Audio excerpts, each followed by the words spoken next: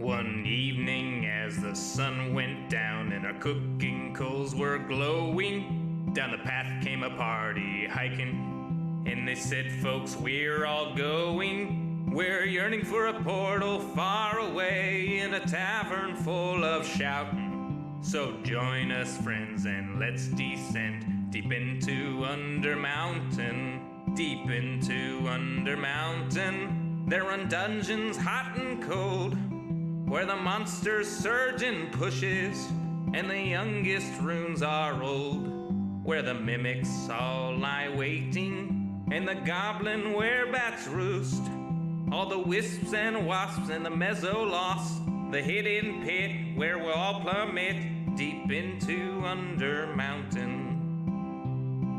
Deep into Under Mountain, all our blades will sing like choirs, as our arrows strike like drum beats, and our green flame pops and pyres.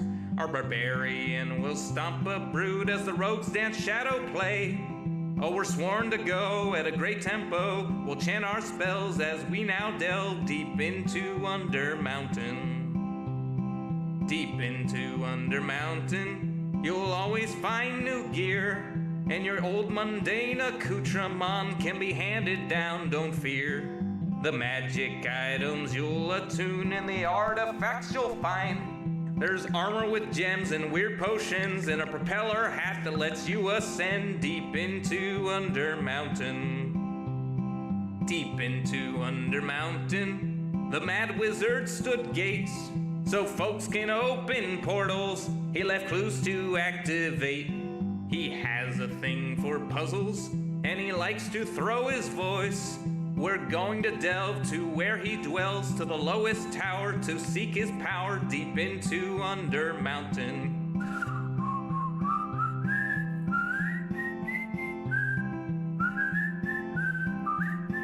I'll see you there, the lowest lair, deep into Under Mountain.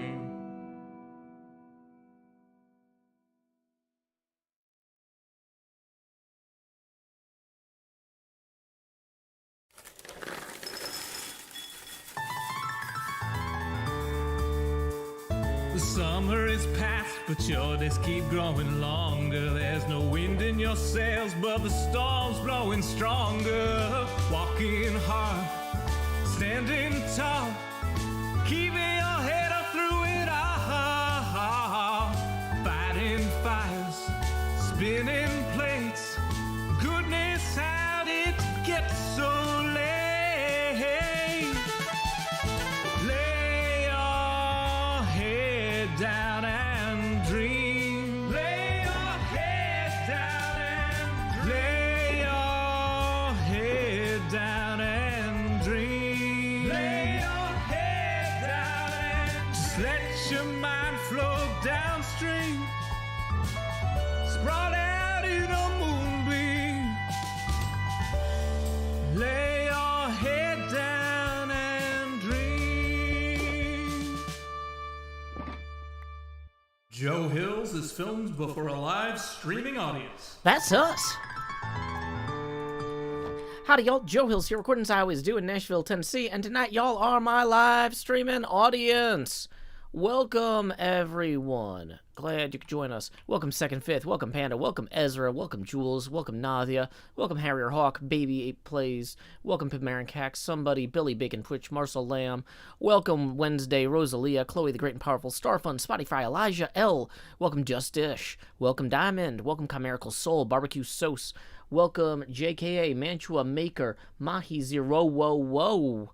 Welcome, Brian and Byron. Welcome, Andre and Atlas, Centauratron, and beyond. We've got a lot going on tonight, so we are going to start strong by heading to the nether. Okay, so yesterday we recorded and streamed for about 9.5, 10 hours. It was very productive, and I have all but the very end of the next episode recorded. So we need to record a finale for that episode now. What we haven't done is tested the jumping potions on the magma cubes, right? See, we got these magma cubes here. Whoops. Ow. Got these magma cubes. They're causing problems. They're making mayhem. Hey, thank you very much to Lost Cult Music, our first tip of the night, who says, welcome, Joe, with a tip of 3. Thank you very much, Lost Cult Music. That's going to put us 17 away from the next face camera expansion. Tips are welcome via paypal.me/JoeHills and YouTube Super Chat. Okay, so here's what we're going to do. We're going to eat, chop, and we're going to take to the skies.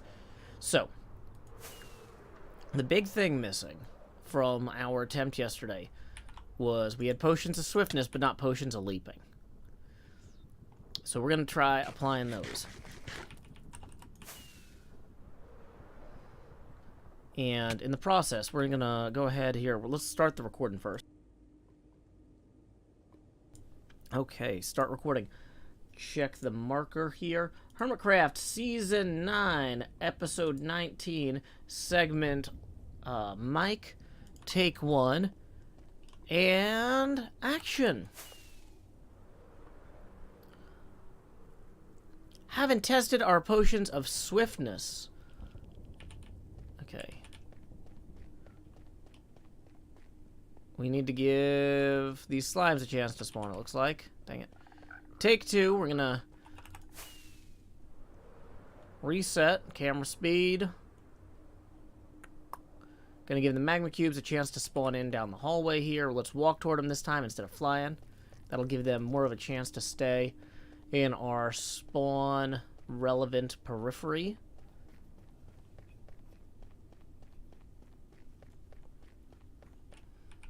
Okay, just gonna chill for a minute.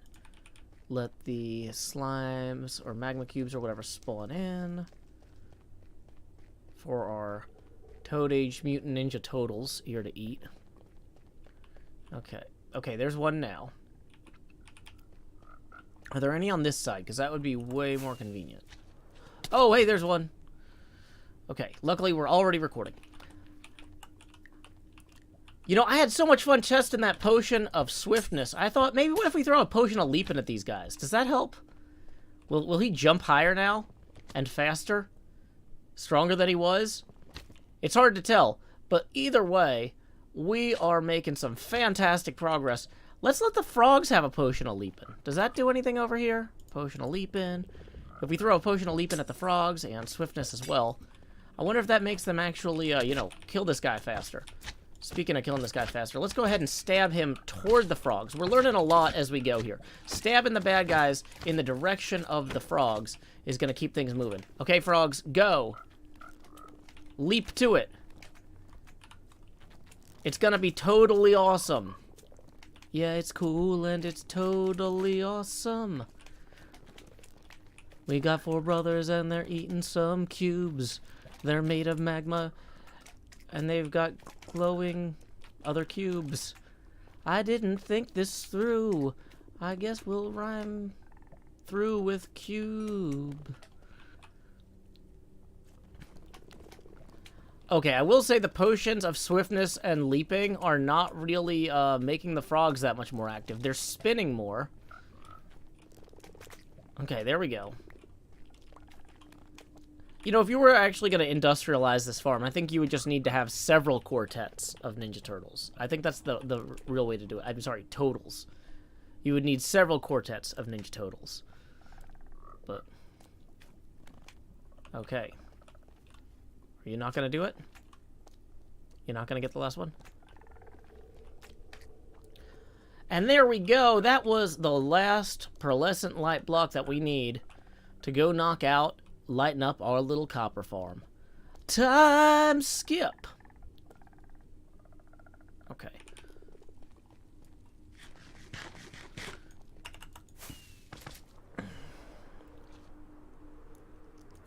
So we're going to hit stop recording real quick. We're going to run back to the copper farm, turn the face camera back on. Howdy, I'm down here in slot 9, putting the hot in the hot bar. Tips are welcome via paypal.me/JoeHills and YouTube Super Chat. When we hit tipping milestones, the camera will expand, but there has yet to be that demand. So, we're going to record the finale for episode 19 back at the pinball machine. Then we're gonna record the intro for episode 20, and then we're gonna do some what you would consider kind of slow, grindy work, and we're gonna do our Dracula reading. Yep, we're on chapter 3 of Dracula for our grind. But we gotta close out the footage stuff first, okay? So let's go get up here. So we actually had enough. Oh wait, we didn't have enough. There's a few missing. I thought I had gotten them all, and I was like, oh, we'll just go back and get some more lights for kicks. But we actually did need them. That's fun. Chloe the Great and Powerful, roll it in and tip in 14. Thank you so much, Chloe. That is going to get us 3 away from the next face camera expansion. It says, getting my tips out of the way before Dracula. I'm very excited.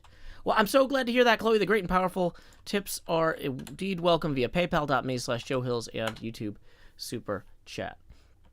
Okay. So, here we go. Let's go ahead and we're going to turn the face camera off, start recording. HermitCraft Season 9, Episode 19, Segment November, the outro. Take 1. And action. 1, 2, 3. 3 frog lamps, and we are out. Look at that. This is gonna really mob-proof this entire area. Not that entire area. That entire area is still gonna be a nightmare full of horrors that will try to eat us. But this entire area over here toward our storage system, well, that's just gonna be perfect. 100% perfecto. I love it. Okay. This has been a lot of fun running around, playing with frogs and all that. But, oh wait, there was one more. Now it's perfecto. Now it's 100% perfecto. Until I find the next one that's missing. But that's okay, because I'm not going to look too hard. Anyway, you may have noticed that this episode was pre-roll ad-free. That's thanks to Patreon sponsor, Mr. Lance. Thanks, Mr. Lance. This episode was also mid-roll ad-free. And that's thanks to Patreon sponsor, Bioduck. In lieu of that mid-roll ad, I will now create a poetry prompt of my own devising that you can share your own poem in response to in the YouTube comments section below.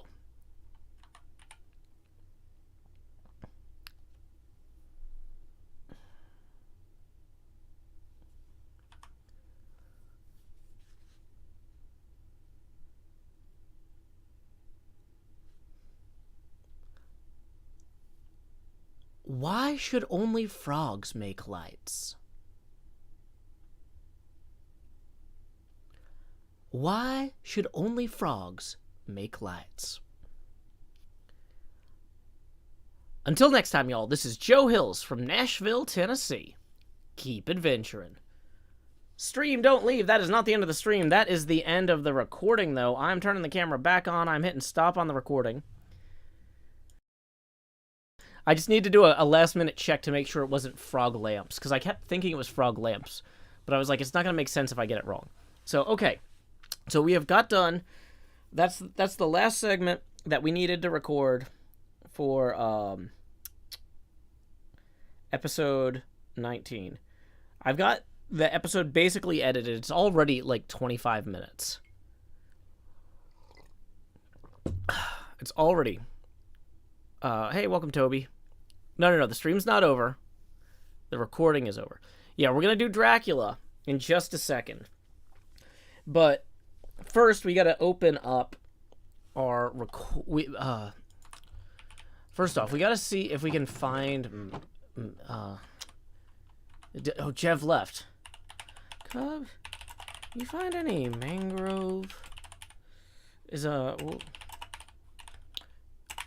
Any of them propagules or what have you?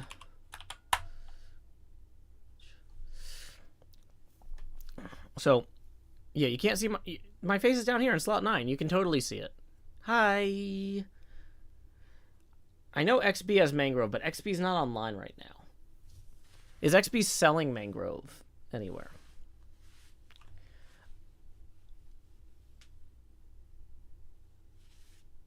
Yeah, this is my green screen. It chroma keys out my tank top, see? Do.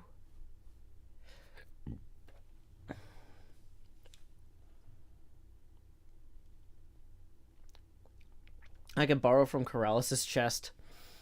I feel bad stealing from Corrales, but I feel hilarious borrowing from Corrales. But the thing is, he might have legit like given it to Corrales for something that Corrales logs in at this time sometimes to like do stuff late at night. I don't know what his sleep schedule is wild. Okay, but so I do not want to actually be in Corrales' way. It would okay, so let's go ahead while we wait to see if Cub sees that. I just need to bone meal a single leaf. Oh, that doesn't sound too terrible. Let's see if we can find a public source. Let's see if there's a single... Did XB plant a mangrove anywhere that we could bone meal a leaf that you saw? Have you seen Corrales' sweet face? The man does not sleep. Yeah, I know. That's from all the espresso. His eyes are huge. It's in XB Crafted's base. Oh... XP Crafted's base is like a death trap, though. Like, y'all... XP Crafted's base is where video plans go to die. If you're like, I'm just gonna stop by XP Crafted's base for something, you end up losing, like, 3 hours on corpse runs or something. It's, like, it's a mess. I don't want to go to XP Crafted's base. I'm just,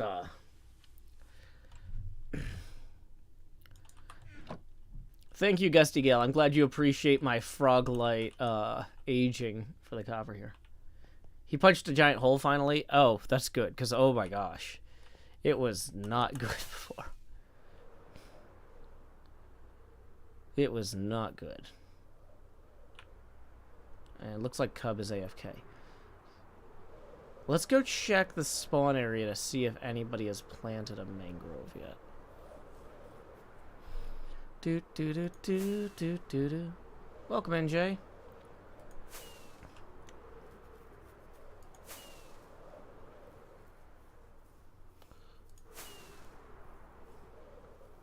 So let's look around and see if there's any mangroves.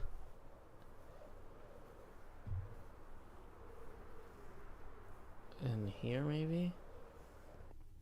No, no mangroves. Check greens. Oh, I've been making a lot of sales at my other place. Where in greens would they be? Shop guide. Floor 2, mangrove leaves coming soon. So I'm gonna assume they're yeah. Jungle leaves. Jungle leaves. Jungle leaves. Watch this space. That's pretty funny. World border is not down right now. Everybody's diamonds might be tight, but they're dumping them into my axolotl shop. Let me tell you. I'll burn it down. I'll burn it down to the ground. I'll burn it down. Down to the sea. I'll burn it down. I'll burn it down to the ground. Don't mess with Joe Hill's TSD. Okay. So I checked after dinner and I had made more sales, but I think I took the diamonds out.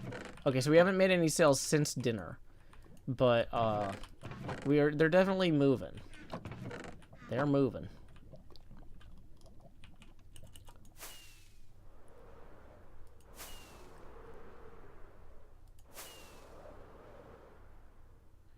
Wandering trader might sell mangrove saplings. Oh, that's an interesting concept. So, anyway, yeah, I made 9 diamonds selling tadpoles so far. which in an economy where everybody had to throw away all but 64 diamonds, that's like 1/8 of a human's worth of wealth, right? Like, that's pretty good. Is the King Rendog story scripted? No. We don't have scripts. If you tried to tell us what to say, we would do that B-dubs thing and be like, shut up! No. Like, Ren told us where to be and when to be there. But, like, when I was like, you're carrying on right now, that was me telling him he was carrying on right then. That wasn't pre-written. I wasn't waiting to read my line. And, like, for example, when we did the invisibility thing, and Grian's like, y'all are ruining Ren's thing. I think he really meant it. I feel like on some level, Grian was like, look, I don't know what Ren wants from us here, but this is not it. Come on, show. Don't be that guy. So, that's just my guess, though. I am not inside Grian's head, obviously. But when he said that, I really thought, I was like, oh man, maybe I'm not being very helpful. Hey, please don't yell in all caps. I'm going to time you out so you have a chance to read the rules. I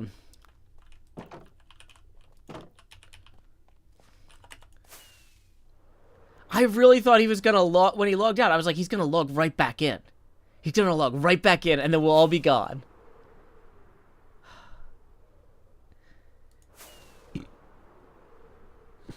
Yeah, the B-dubs shut up music video thing that somebody posted on Reddit was hilarious. But no, we improvise basically everything.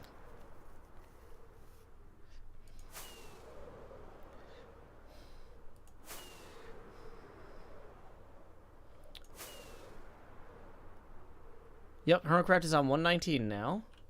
So we got my froglight copper farm here, which is also, I was like, I don't want to just spam torches on the bottom of my nice fancy floor here.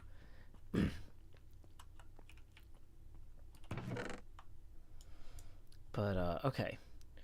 So let's go ahead. Dang it. Okay, so okay, here's the next question.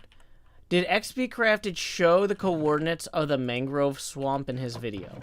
Does anybody here have the coordinates of XP Crafted's mango swamp? Yeah, this is inside the back box of the pinball machine. So, this is my year-long project. We've got HermitCraft seasons usually run 12 to 18 months, and we're like 4 or 5 months in. So I've got like 12 to 13 months to work on this giant, colossal scale pinball machine. I know he showed the swamp coordinates, but I don't remember if he showed the mangrove swamp coordinates. Is it close enough that we could maybe find it? Mahi0 thinks so. Okay, but if it's near the other swamp that he did show, because the big thing I want to do before we start Dracula is I want to get some mangrove stuff for the concrete powder machine. We messed around with this in creative. We can do it with mud blocks if we have to. Sorry, my throat's kind of scratchy. Like, I took a nap right before this and I haven't been talking much. So, yeah. What is Dracula? Dracula is a novel by Bram Stoker. And every Saturday night we read one chapter of it. We are on chapter 3. So he showed off 3 swamps. The normal, the super tiny, and the regular mangrove combo. Says JKA.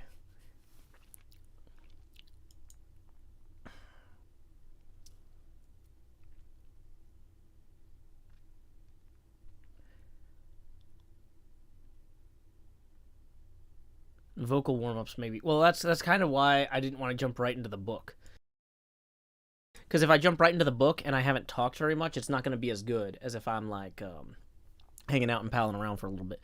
Traditionally, we would start the book after the HermitCraft server reset on the hour. But I think Asuma might have actually changed it so it doesn't reset on the hour anymore. Like, now that Etho's back, I think Etho actually was just like, hey, this is really inconvenient. Please stop. And that's how stuff gets done around here. Whereas I was just like, it's fine.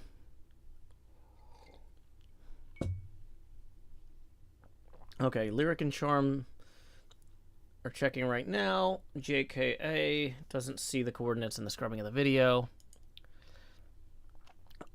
I mean, I theoretically have that clout too. I just didn't ask. Because I was like, it's fine. It wasn't like me asking them to change it and then they said no. I was like, should I ask? It's not. It's too much effort. Jubilee says, pinball games are generally geometry and switches and lights. You never see organic elements on the playfield.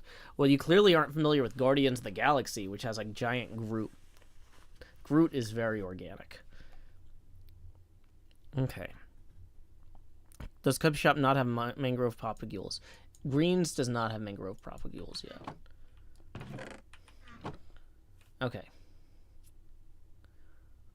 So, given how long it took me... Howdy, Scar. Sorry.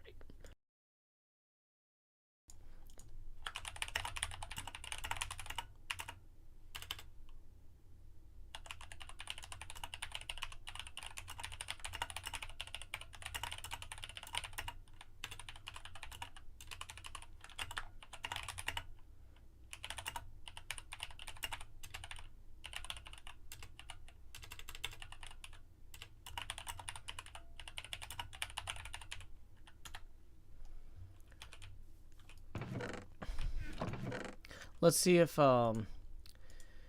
Scar has any. Welcome, Technologic. Okay.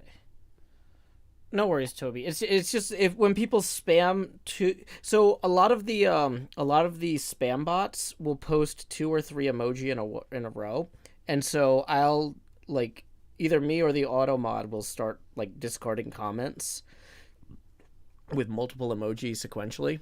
So just one here or there isn't a huge problem, but if you have like a lot of them or in multiple messages in a row, you might get kicked out.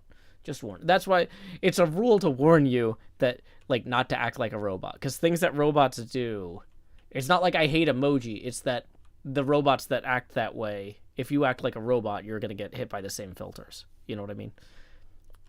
Okay. Scar says, I'm going to get some soon. I've not been out there yet. Thanks anyway. Happy landings. Okay.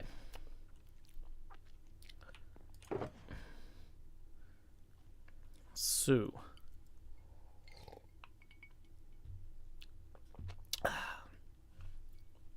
Let's see. Okay, so we don't have that.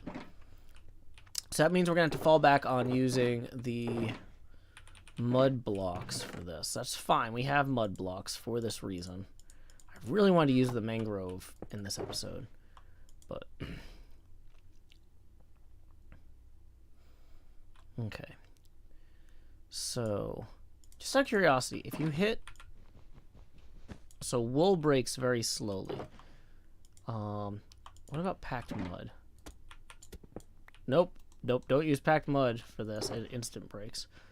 And now we have a hole in our floor.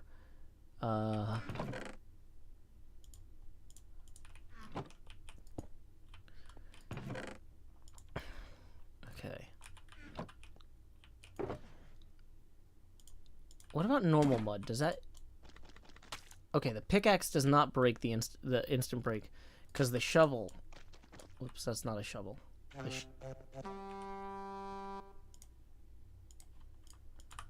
Hello? What was that noise? Hello?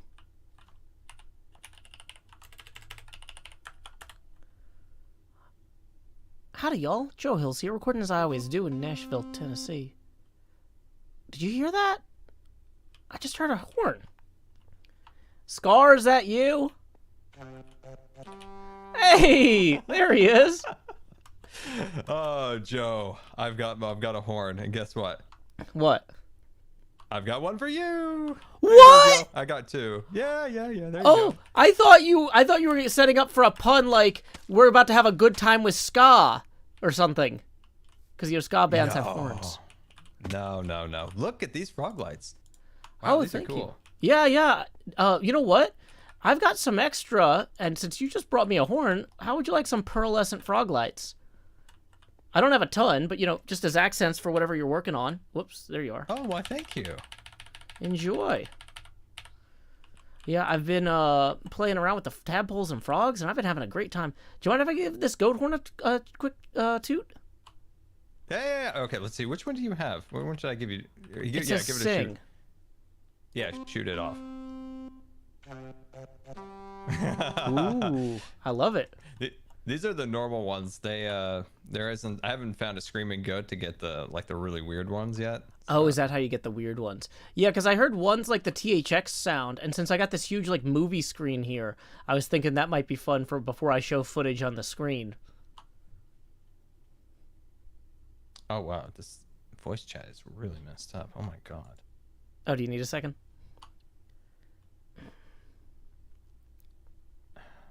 It's not even reading in OBS. Oh god, I hate updates.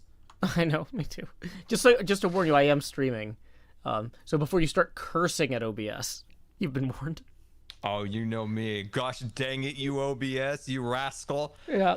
I'm gonna give you a noogie. Stands for Open Kids do Broadcast that, and where they, something. the knuckles on the head. Is that still a thing? Yeah, Or yeah, is that just me being tormented as a child? I mean, it was in the show Pete and Pete, which was around when I was a child, so clearly it's still contemporary for modern children.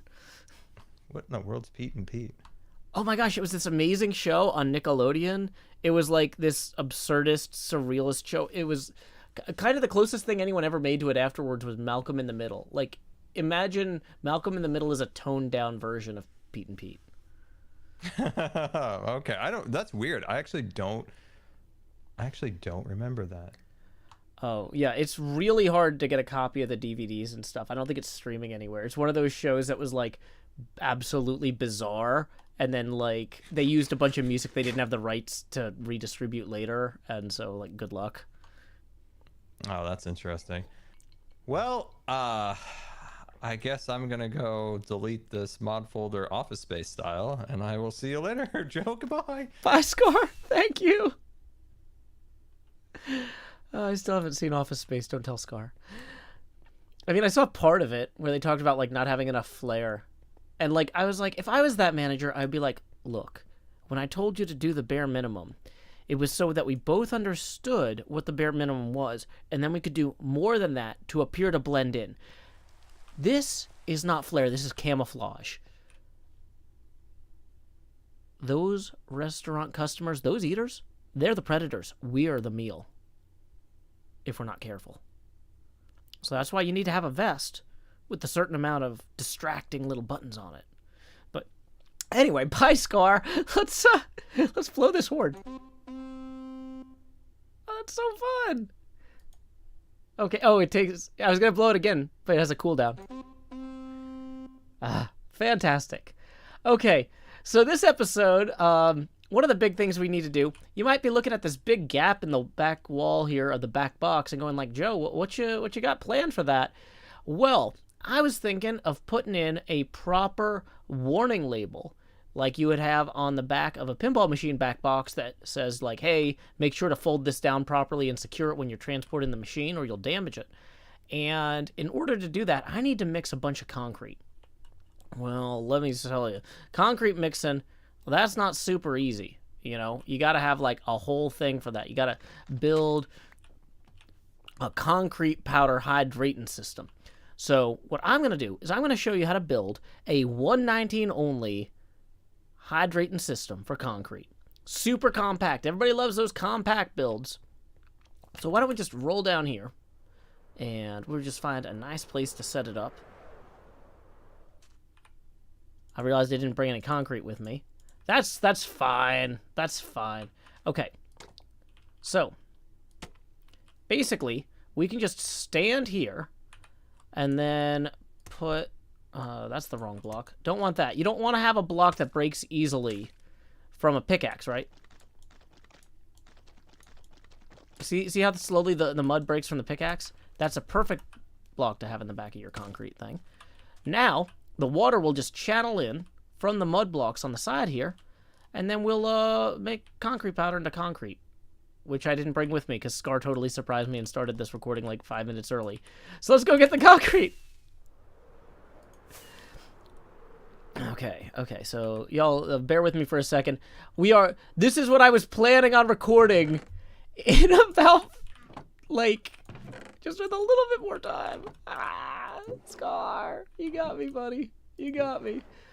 I do love it when Scar stops by. That's always a treat. But I am just, like, slightly underprepared. Cleaning up inventories.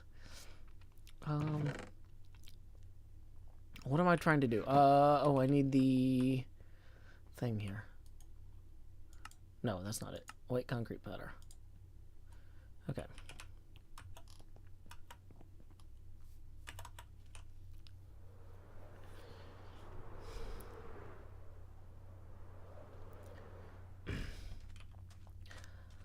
All right.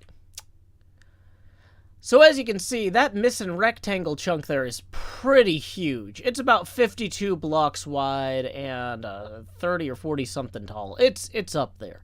So we're going to need to mix a lot of concrete powder here. Now the way we do that, we get our pickaxe in one hand. We have our kind of offhand fill the concrete powder. And then we can just do this. You just hold down both buttons on your mouse and you stand here. And you might say, Joe, shouldn't you have some sort of automated hopper-based system that throws new blocks at you or stuff like that?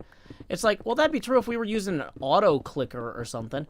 But, like, I'm an adult who sits and looks at computers while holding down multiple buttons simultaneously for extended periods of time. I don't need, like, baby stuff like that. I can swim out in the ocean and get my rapidly drifting away concrete before the dolphins do.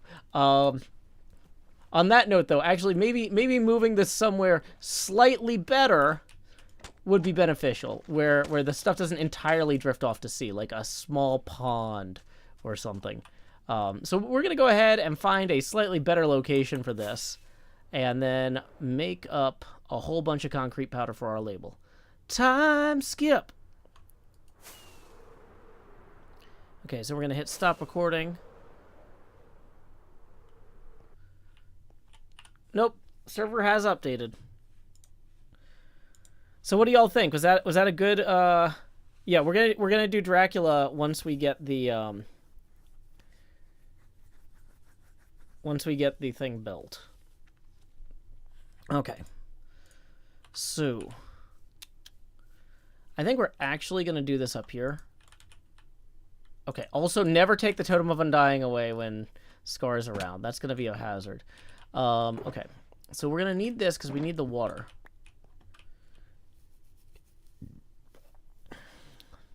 We need to fix the whole Scar made in the black stone wall.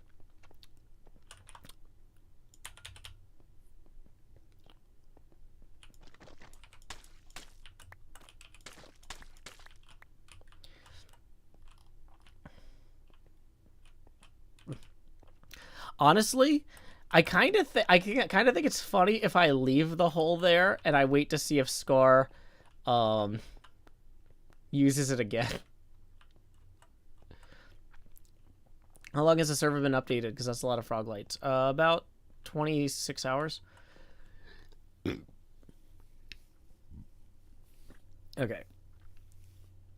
So let's go ahead and find an actual good place to put this. And also, let's put away our potions, and then we're going to get to read Dracula. Ah, dang it. Somewhere in here, we also have our firework rockets. How come clocks don't stack? Oh, they do! Oh, that's a time saver. Okay. Yeah, that's a lot of nonsense that we don't have time for right now. Boy. Part of me is like, maybe we should do some storage cleanup, but I don't really want to do that at the moment. At least not too much of it. We will go ahead since we're here. The back box has been scarred for life. No, we haven't started Dracula yet. We got interrupted by Scar, which was a fun interruption, and I have no complaints about it. But we do have to now move on with our day. Okay, so let's put our packed mud down here. Okay, we want the mud bricks. We want the normal mud. We don't need these extra potion boxes. So let's throw the extra potions away.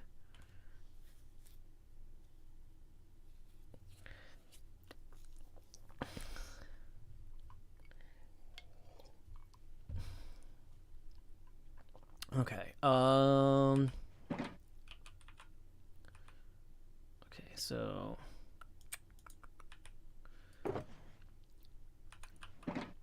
we're gonna need to make some black concrete powder too. So let's maybe get on making the concrete powder before we start reading Dracula 2, because making the concrete powder is harder than, or more time consuming than running the machine. Dang it. Hold on. I don't want to re-dye it. I want to make new powder. That's the most dangerous thing with these recipes.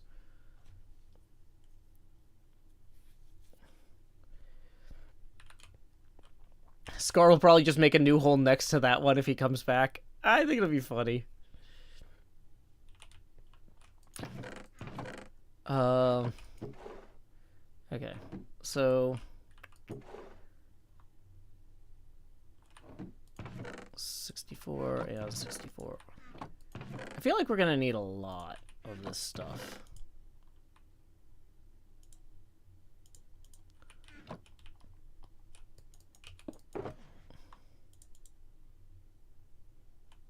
Wait, why do we even have that? Okay. Scar had 2 horns already and gave me 1. He's very generous. Okay, so we're going to put our pearlescent lights over here for now. Boy, where are they? We're going to put our spyglass in here. Temporarily. Let's get that fire charge out of here for now. We'll sort that out later. Okay,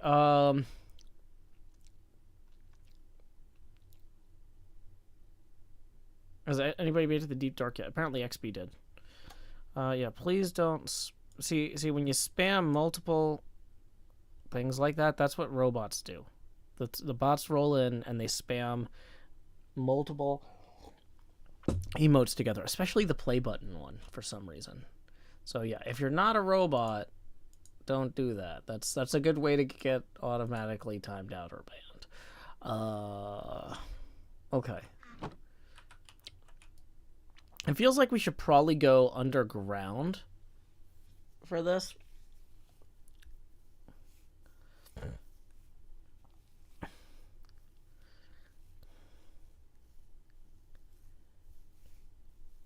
Yeah, XP's episode.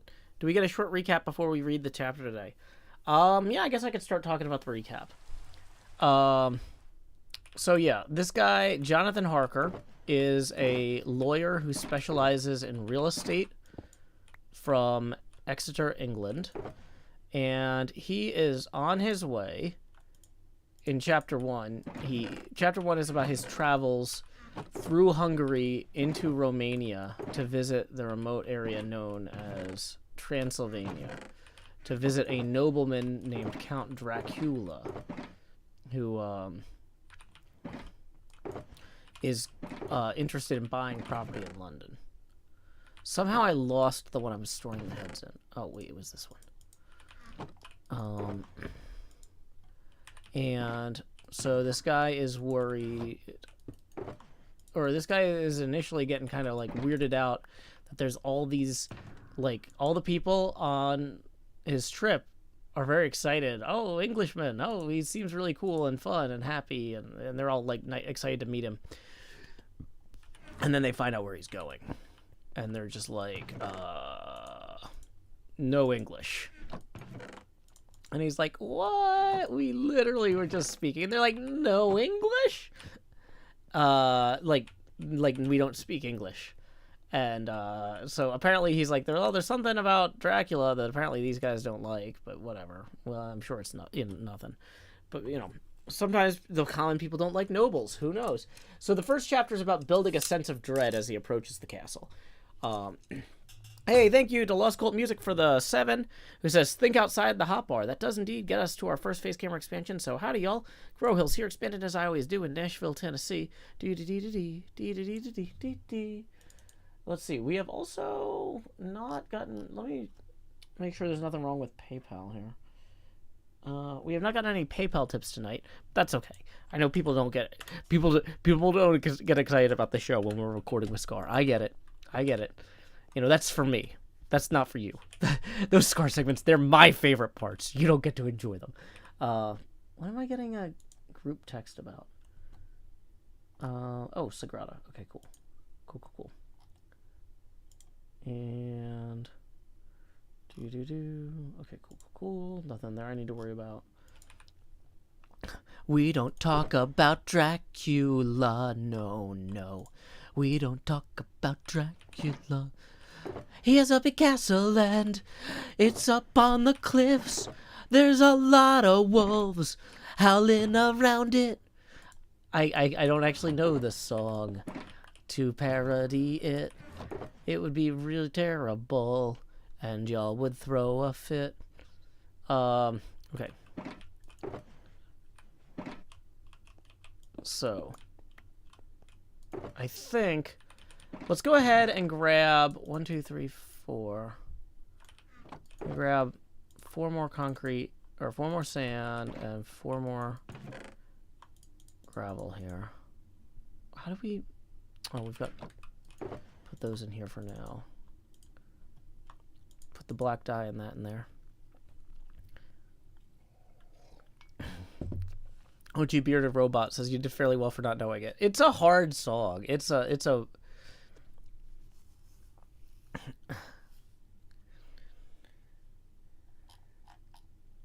I love the Scar segments too. No, that was fantastic. That gave me a great opening to the next episode, because that's actually the #1 problem with the last episode, with episode 19. Is I talk to people in text chat, but there's no face-to-face interactions with the other hermits. And the interactions with the other hermits are my favorite thing. Like, people love watching us pal around because we love palling around. The episodes are better the more palling around there is, right?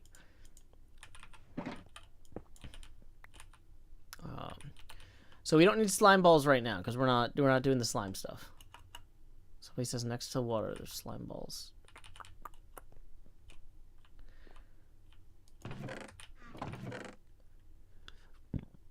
But anyway,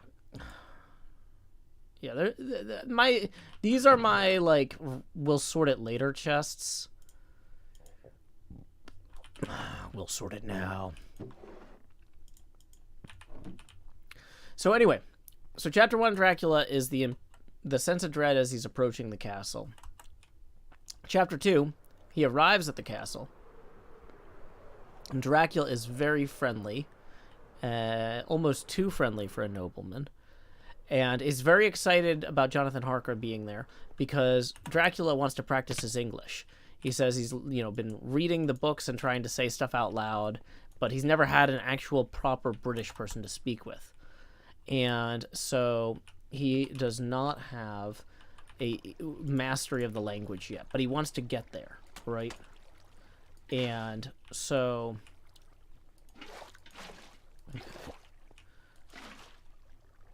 we're going to go ahead and bump these out, get the mud in here.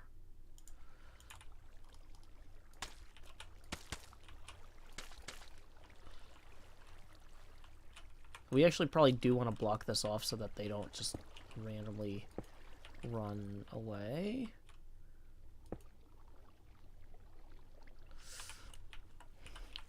Can I actually have this carry stuff back to me?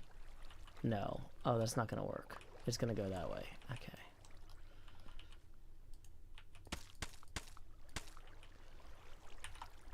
Hold on. But what if we had another one of these here?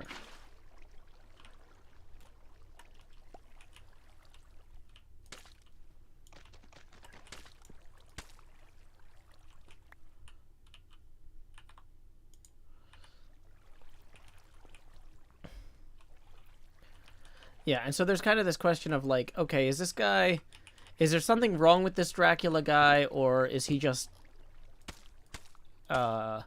strange because he's aristocracy, right? So like, you know, if there's one thing we know about the aristocrats, it's that they're weird sometimes, you know. Is this an actual use case for the LA? Oh, wow, you're killing me. This actually is arguably a good use case for the LA.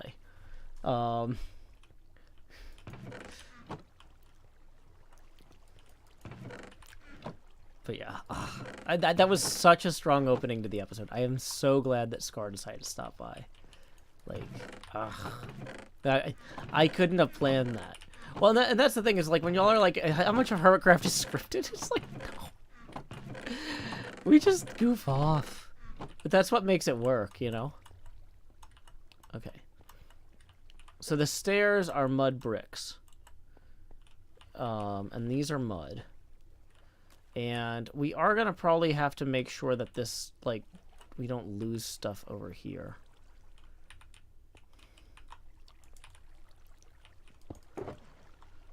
Okay, so that, okay, that'll secure that stuff there. And it looks like stuff will then generally flow this way to where I can then get it. Okay, so we're almost ready to start reading Dracula. Hope y'all are excited. Okay, so chapter 2, Dracula's acting weird. Jonathan Harker is starting to worry, like, hey, what if something's really wrong with this guy?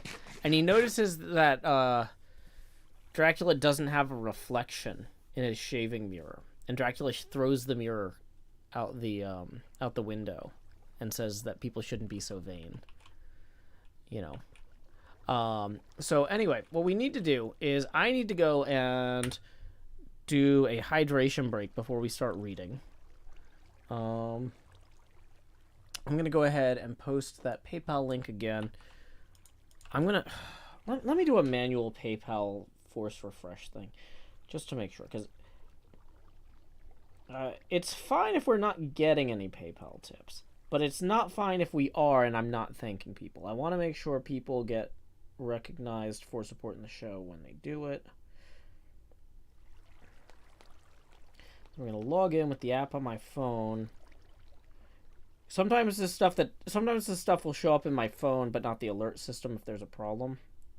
Sometimes I do maintenance on holiday weekends, and this is a holiday weekend. Okay, see this? Show all. Okay. Nope. Okay, that's just cool. So anyway, I'm gonna do my hydration break, grab a fresh drink, and then we'll be ready to go with Dracula. I'm probably gonna do some yodeling to warm up. I'll be like, yo, yodelodele,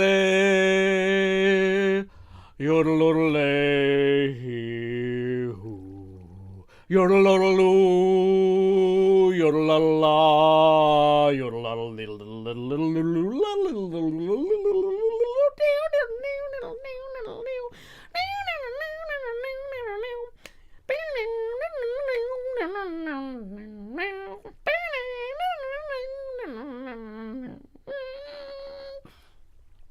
that sort of thing. Okay. Oh, we just got a raid. Countryside. Welcome, Countryside Raiders. I was just being silly.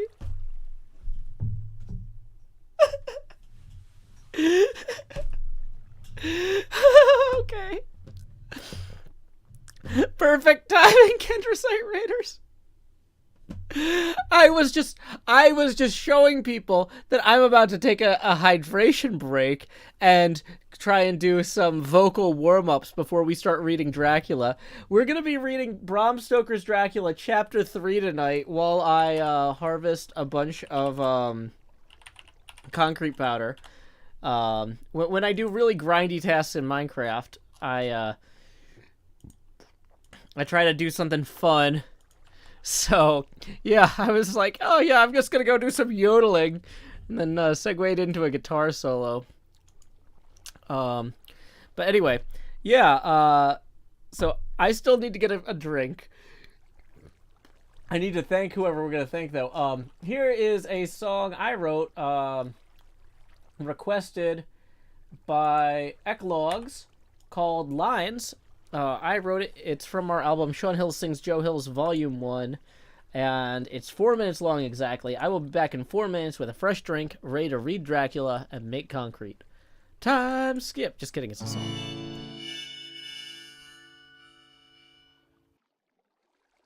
Power line to convey a certain brilliance, a telephone line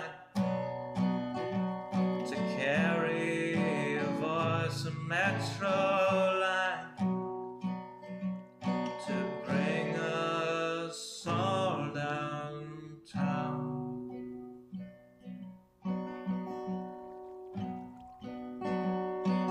Lines of connection, communication, not the borders of boundaries that slice and dice a nation. Divided by the chalk lines of disreputable history, past failures all laid out as we struck with absent mystery. Those bodies left behind us while we amble on ahead, fearful of the wrong things from newspapers unread.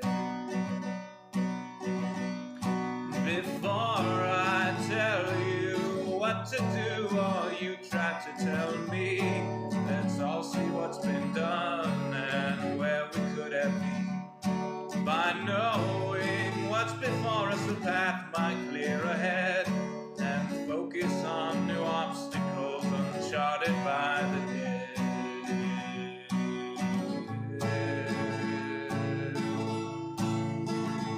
Power line from a gurgling turbine, a telephone line from a quiet room, a metro line from across the city. Maybe we'll all raise our glasses soon.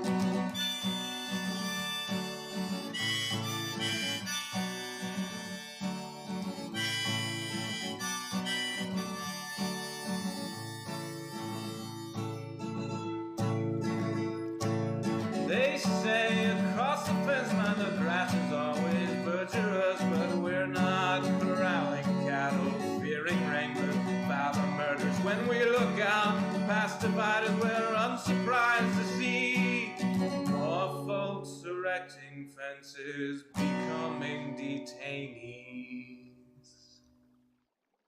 Before I worry about you or you worry about me, let's all dwell on ourselves, we're the private enemy, becoming who we're meant to, virtuous and creative. We won't dread the different, the strange or unrelated.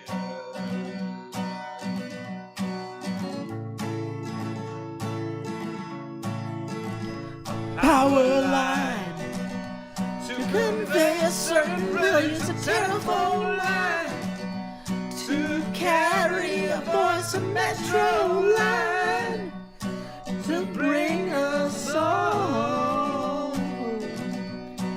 to bring us home. Yeah, that's why I don't sing my own album.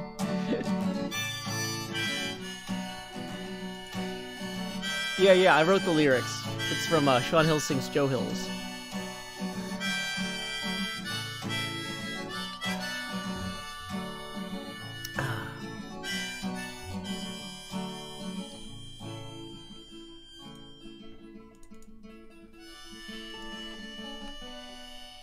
Alright, we are about an hour into the stream, and we are getting ready to read Chapter 3 of Dracula. I just need to go ahead and place these in places I can actually reach them from here. So I have to get up. See, I can't reach that one, so we're going to move that one over. See, that's perfect there. Okay, so now I can reach that. We need to put the crafting bench somewhere I can reach that. So let's put the crafting bench directly under us. Reading while crafting is its own whole thing. We're gonna be doing a lot of own whole things today. Let me tell you. Okay, so we've got some inventory space freed up here. We don't need this many of these. I was gonna say vampires, fireworks. Yes. Okay.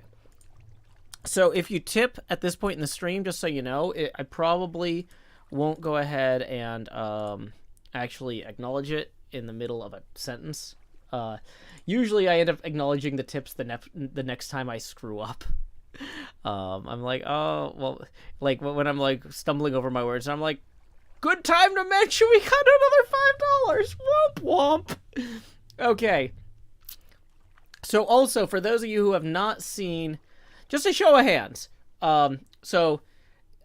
Yes, if you have been here for any of the chapters so far, or first time, if this is your first time seeing a Dracula reading in the chats. Yes, if you've been here before. First time, if it's your first time here. Go. I'm not going to be going after y'all. Just one entry per person. Don't spam, but yeah. Okay. So we got a lot of first-time people in the Twitch chat. Probably thanks to Kendersite again. Thank you, Kendersite. Fantastic. Lots of returning folks as well. We got some first-time people here in the YouTube chat. So just to let you know, when I'm reading this, part of the goal is for me to practice doing some different voices that I don't necessarily use all the time. So for reading Jonathan Harker's written words in his journal, you might be like, wait, where'd that twang go? When I read Jonathan Harker's journal, I'm going to use what I call my far too serious voice, right?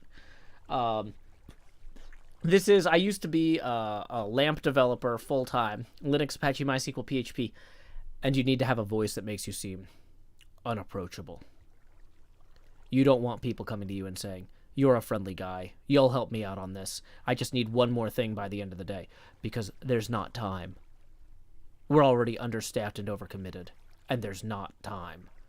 So, anyway, when I'm reading Jonathan Harker's journal, you can expect that voice. Now, I'm going to do a different voice when I'm speaking as Count Dracula. I'm going to do a different voice when I'm speaking as Jonathan Harker himself. And for other people as well, I'm going to, use different voices still. So, just so you know, I don't want you freaking out like, oh no, where did Joe Hills go? What's this far too serious voice, right? That's part of the dramatic experience here, okay? Part of the dramatic experience. So, let's go ahead and we're going to go ahead and get this concrete powder into our hot bar here so that I can more easily switch between it while we are going. Let's make sure we're settled. Oh my gosh. It makes me so nervous not having the totem in my hot bar, because Scar has just killed me so many times now. And, like, it's usually when I'm not recording. Like, I'll just log onto the server, like, oh, let me go refill this real quick, or let me go do that real quick. And it's just like, nope, Scar has killed me. It's like, where did he even come from? Okay. So, okay. Here we go. So, yeah, we are reading Chapter 3. If you want to read along at home, here is a link to Project Gutenberg. Chapter 3, Jonathan Harker's journal. Oh, set spawn nearby. That's a good point. I think I've removed the bed I had in here. No, wait, no. Yeah, here it is. Good. Nightshade Owl. I feel way better now. Okay. So. Uh-oh.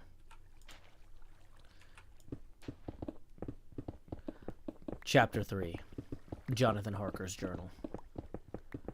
When I found that I was a prisoner of sort of wilding feeling came over me. I rushed up and down the stairs, trying every door and peering out of every window I could find. But after a little, the conviction of my helplessness overpowered all other feelings. Okay. So,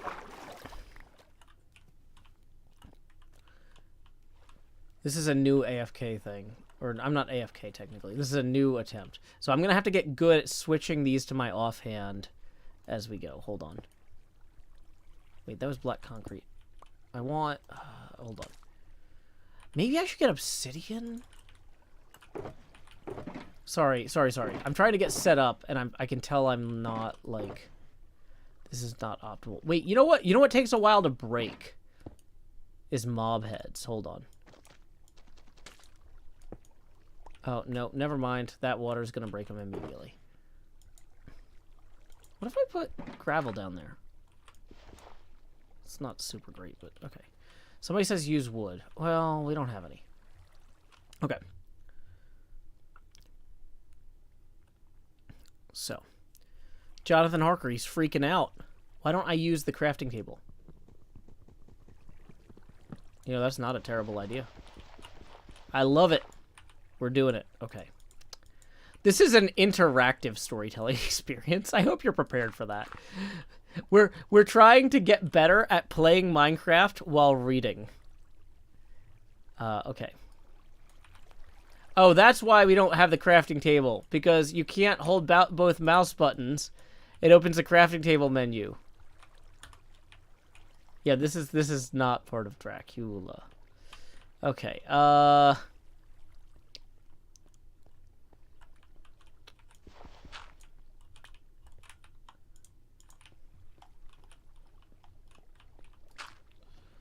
I don't want to hold down crouch, right? Because that's going to be a separate problem.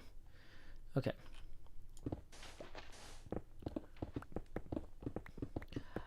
When I look back after a few hours, I think I must have been mad for the time, for I behaved much like a rat does in a trap. When, however, the conviction had come to me that I was helpless, I sat down quietly as I have ever done anything in my life, and began to think over what was best to be done. I am thinking still, and as of yet have come to no definitive conclusion. One thing only am I certain, that it is no use making my ideas known to the Count. He knows well that I am imprisoned, as he has done it himself, and has doubtless his own motives for it. He would only deceive me if I trusted him fully with the facts. So far as I can see, my only plan will be keeping my knowledge and my fears to myself. And my eyes open. I am, I know, either being deceived, like a baby, by my own fears, or else I am in desperate straits.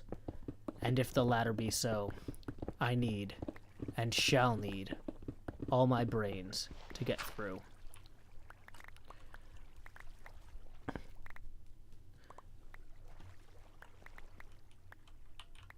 Okay, I'm thinking that maybe this was a terrible idea in terms of plans. I'm thinking maybe we go back and we just harvest a bunch of frog lamps from the nether as our grind activity for this, because this the concrete's going to despawn. I'm going to have to constantly be getting up.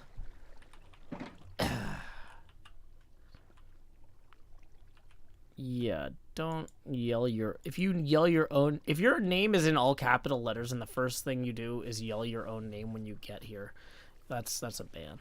Okay. So, yeah.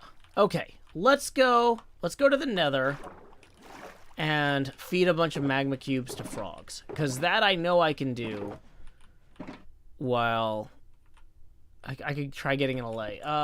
It's too late in the night to get an allay. We've already started the reading. If we have to reshuffle our location, that's fine. But I don't want to go find an allay too. That's a lot.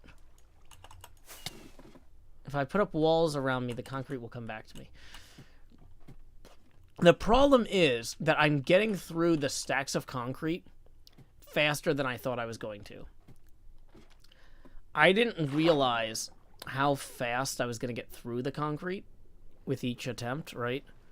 So what we're running into is So I thought I would be depleting the concrete and changing stacks like every 2 or 3 sentences. But I'm not even getting part way through a sentence, right? That's too fast. The pacing is just too much for me to plausibly keep up. Yeah, it's an entire episode to find an LA. We're not gonna just knock that one out right now. And that's okay. I'm fine with that, but like, you know, when I'm trying to plan my stuff. Okay, so let's go get a bunch of frog lights though. That we can do. We can bring some tots and some chops. And that'll be a lot safer. It'll be easier. We got potions of fire resistance here so we don't accidentally fall into anything. We got potions of instant health. Okay. It's fine. Yeah, so let's go to the nether. Byron says there's actually a camera. I only now see it. Yes, I'm down here in the lower left. The camera gets bigger when we hit certain tipping milestones. Like we just did. Let's see. Blake just sent 20 who said, loving the interactive reading experience.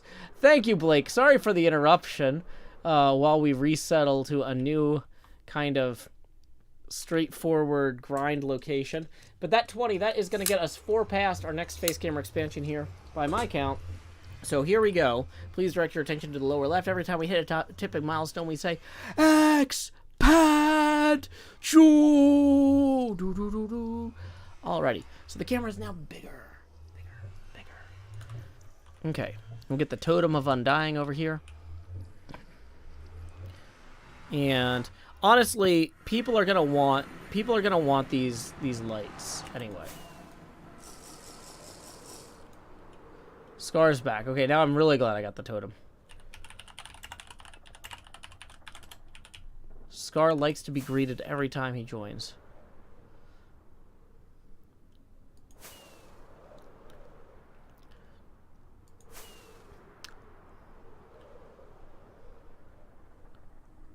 Okay. So I feel like stuff like this, where we're like pulling mobs toward the frogs and stuff, I could maybe do a little easier.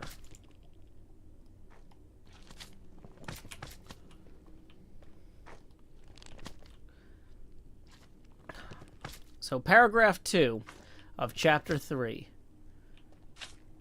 Byron says this is a swear-free zone. No, people are always saying things like, "By Zeus's beard!" or, "By Apollo's arrows." People are swearing before the gods left and right. Usually Greek gods, though. But anyway. Cool Fox, we are about to read paragraph 2 of chapter 3 of Dracula. So get ready for that. Welcome, Cool Fox Raiders. You came in the middle of a weird thing. So, I had hardly come to this conclusion when I heard the great door below shut, and knew that the Count had returned. He did not come at once into the library, so I went cautiously to my own room, and found him making the bed. This was odd, but only confirmed what I had all along thought. There were no servants in the house. When later I saw him through the hinges of the door laying the table in the dining room, I was assured of it.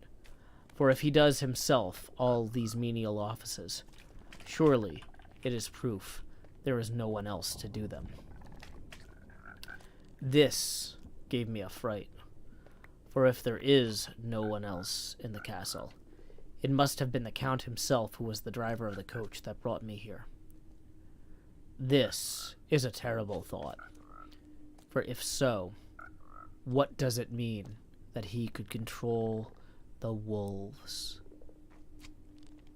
And, as he did, by only holding up his hand in silence, how was it that all the people at Bistritz and on the coach had some terrible fear for me?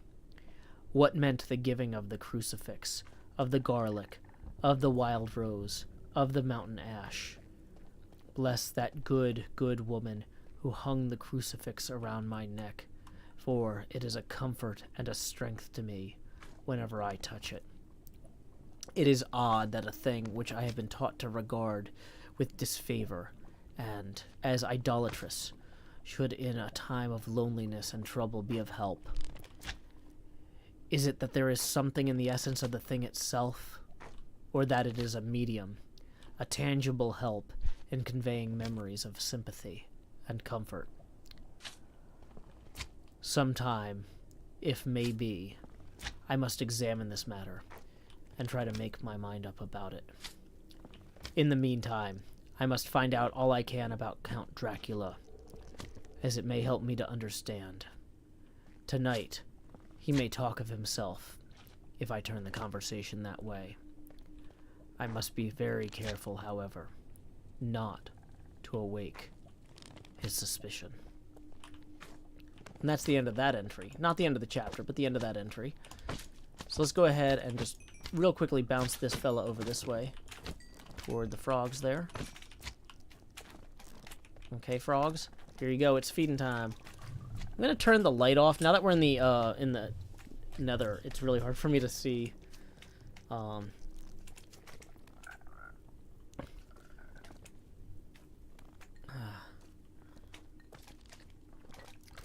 Mr. Hardluck says, "Bye, grab Thor's hammer." There's a lot of swearing in this chat.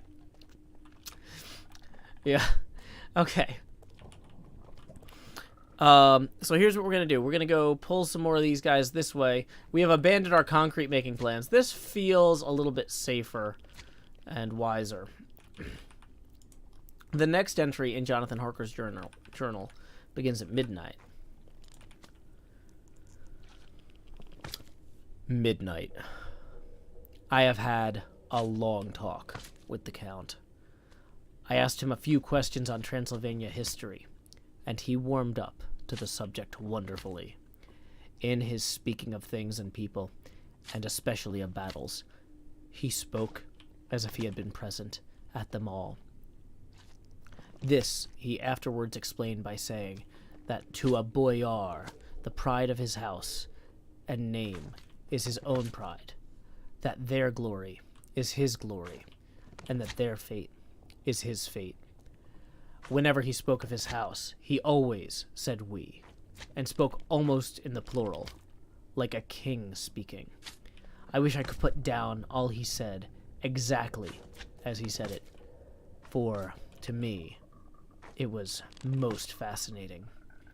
It seemed to have in it a whole history of his country. He grew excited as he spoke, and walked about the room, pulling his great white mustache, and grasping anything on which he laid his hands. Uh-oh, wait, did I accidentally hit the frog thing? Uh-oh, we're about to have two problems. Where's my fence post?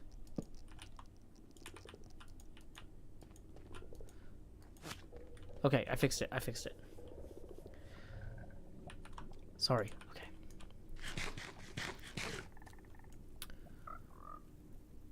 He grew excited as he spoke, and walked about the room, pulling his great white mustache, and grasping anything on which he laid his hands, as though he could crush it by main strength.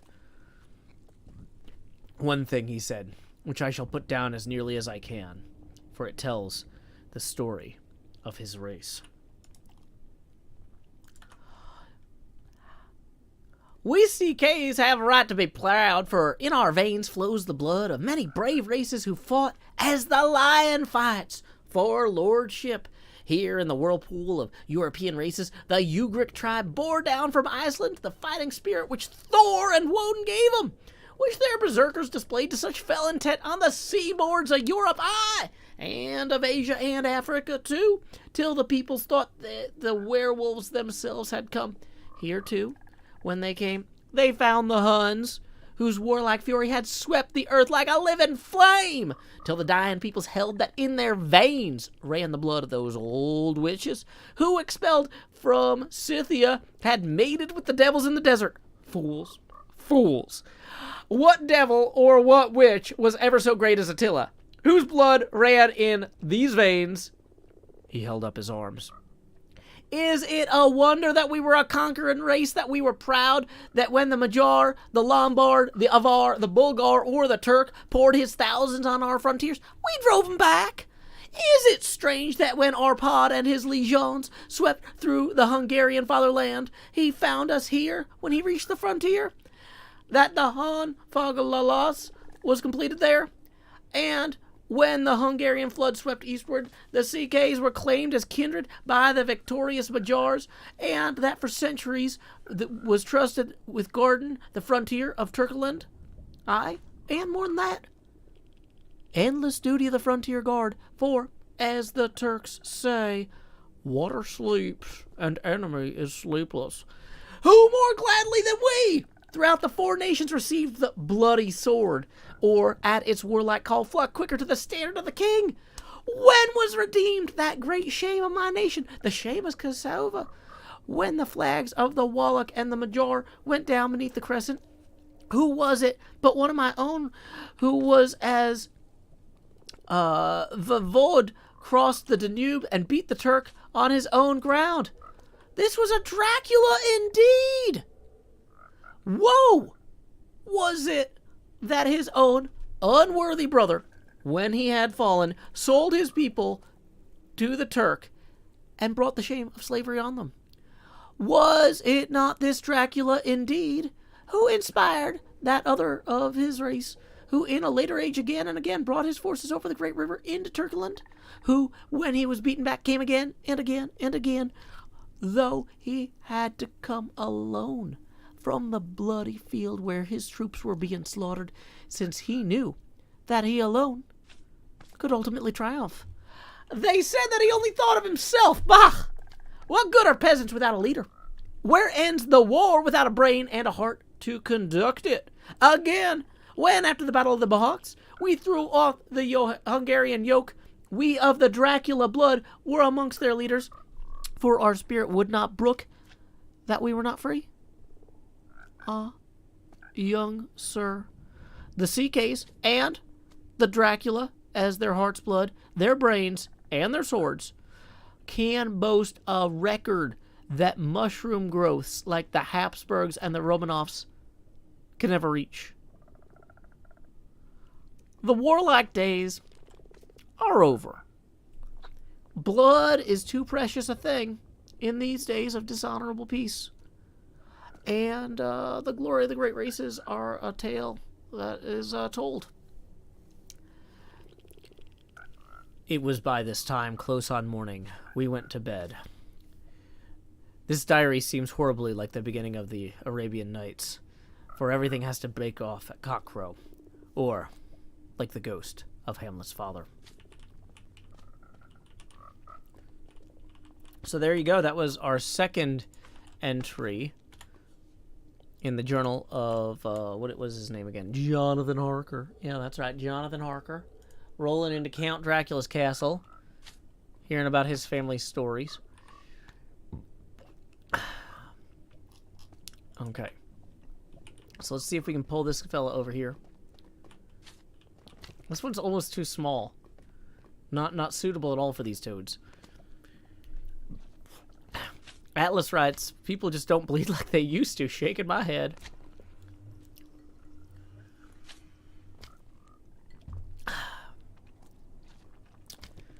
So,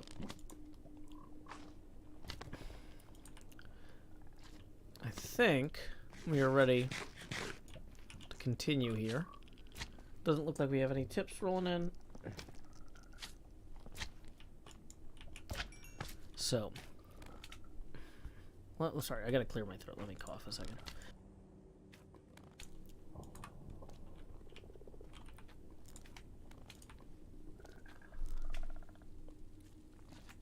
The 12th of May. Let me begin with facts. Bare, meager facts, verified by books and figures, and of which there can be no doubt. I must not confuse them with experiences which will have to rest on my own observation or my memory of them. Last evening, when the Count came from his room, he began by asking me questions on legal matters and on the doing of certain kinds of business. I had spent the day wearily over books, simply to keep my mind occupied. Went over some of the matters I had been examining at Lincoln's Inn. There was a certain method in the Count's inquiries, so I shall try to put them down in a sequence. The knowledge may somehow or sometime be useful to me. First, he asked if a man in England might have 2 solicitors, or more. I told him he might have a dozen if he wished, but that it would not be wise to have more than 1 solicitor engaged in one transaction, as only one could act at a time, and that to change would be certain to militate against his interest. He seemed thoroughly to understand, and went on to ask if there would be any practical difficulty in having one man to attend, say, to banking, and another to look after shipping, in case local help were needed in a place far from the home of the banking solicitor. I asked him to explain more fully, so that I might not by any chance mislead him. So he said, "I shall illustrate.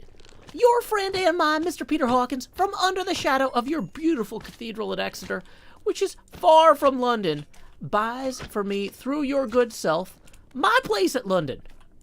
Good! Now, here let me say frankly, lest you should think it strange that I have sought the services of one so far off from London instead of some resident there, that my motive was that no local interest might be served save my wish only. And as one of London residents might perhaps have some purposes of himself or a friend to serve, I went thus afield to seek my agent, whose labor should be only to my interest. Now, suppose I, who have much of affairs, wish to ship goods to, say, Newcastle, or Durham, or Harwich, or Dover. Might it not be that it could be with more ease done by consigning to one in those ports? I answered that certainly it would be most easy, but that we solicitors had a system of agency, one for the other, so that local work could be done locally on instruction from any solicitor, so that the client, simply placing himself in the hands of one man, could have his wishes carried out by him without further trouble. But I could be at liberty to direct myself. Is it not so? Of course, I replied. Such is often done by men of business who do not like the whole of their affairs to be known by any one person. Good, he said, and then went on to ask about the means of making consignments, and the forms to be gone through, and of all sorts of difficulties which might arise, but by forethought could be guarded against. I explained these things to the best of my ability, and he certainly left me under the impression that he would have made a wonderful solicitor, for there was nothing that he did not think of or foresee. For a man who was never in the country, and who did not evidently do much in the way of business, his knowledge and acumen were wonderful. When he had satisfied himself on these points of which he had spoken, and I had verified as well as I could by the books available, he suddenly stood up and said, "Have you written since your first letter to our friend Mr. Peter Hawkins, or to any other?" It was with some bitterness in my heart that I answered I had not, that I as yet had not seen any opportunity of sending letters to anybody. "Then write now, my young friend," he said, laying a heavy hand on my shoulder. "Write to our friend and any other, and say, if it will please you, that you shall stay with me until a month from now." "Do you wish me to stay so long?" I asked, for my heart grew cold at the thought. "I desire it much, and I will take no refusal. When your master, employer, what you will, engaged that someone should come on his behalf, it was understood that my needs only were to be consulted. I have not stinted." Is it not so? What could I do now but bow acceptance? It was Mr. Hawkins' interest, not mine, and I had to think of him. Okay, whoa! Two problems. Okay.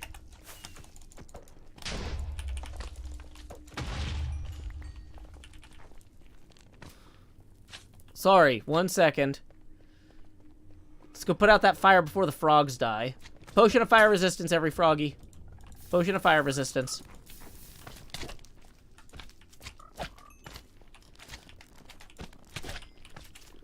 Okay. We're gonna go ahead and we're gonna turn mob sounds back on, I think.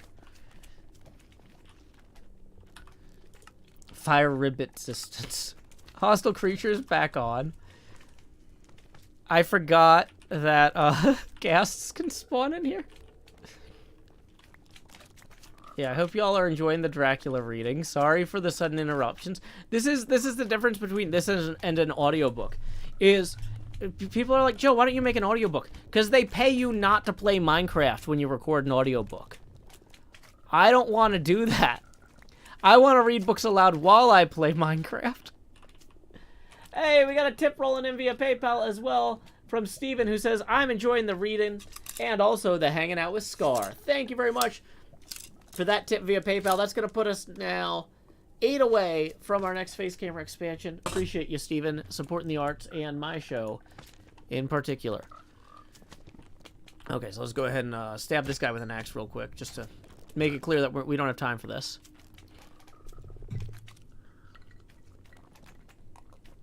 Yeah, the classic don't play Minecraft clause. That's what they're paying you for in audiobooks. You know, I would read books aloud for free, but they're paying for exclusivity. They're saying read books aloud while you're not doing your laundry. Read books aloud while you're not cooking dinner. And I'm like, I don't have time for that. Unless you pay me. I mean, you have to pay me a lot. But like, also, for those of you who are like, why aren't you already doing audiobooks? There's probably no better way to eventually get there than by actually practicing every week. So, you know what?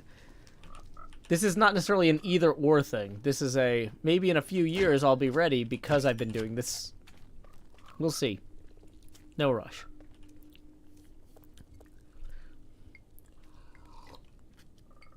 Rosalia Moon says, I feel like Jonathan is risking his safety for his boss. Well, it's more like, it's not as, well, he is, you're not wrong, but like, it's like, the job was to come out here, right? Like, the job was to come out, he traveled extremely long distances for this trip, and the job was to stay as long as it took, right? So if the client says it's going to take longer, when he accepted this gig, he committed to sticking around however long it took. And so he's like, you know, this guy is paying my boss, and my boss is paying me.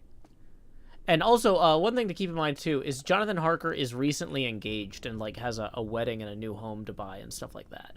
And this is, like, a very well-paying gig. So it's kind of one of those things where it's like, I knew when I took this job, it was going to involve a lot of travel and be a whole thing, right? Now, he wasn't necessarily informed up front that this guy might be le vampire, or whatever the French say, when he took the job. But he still hasn't proven that either here. So, okay.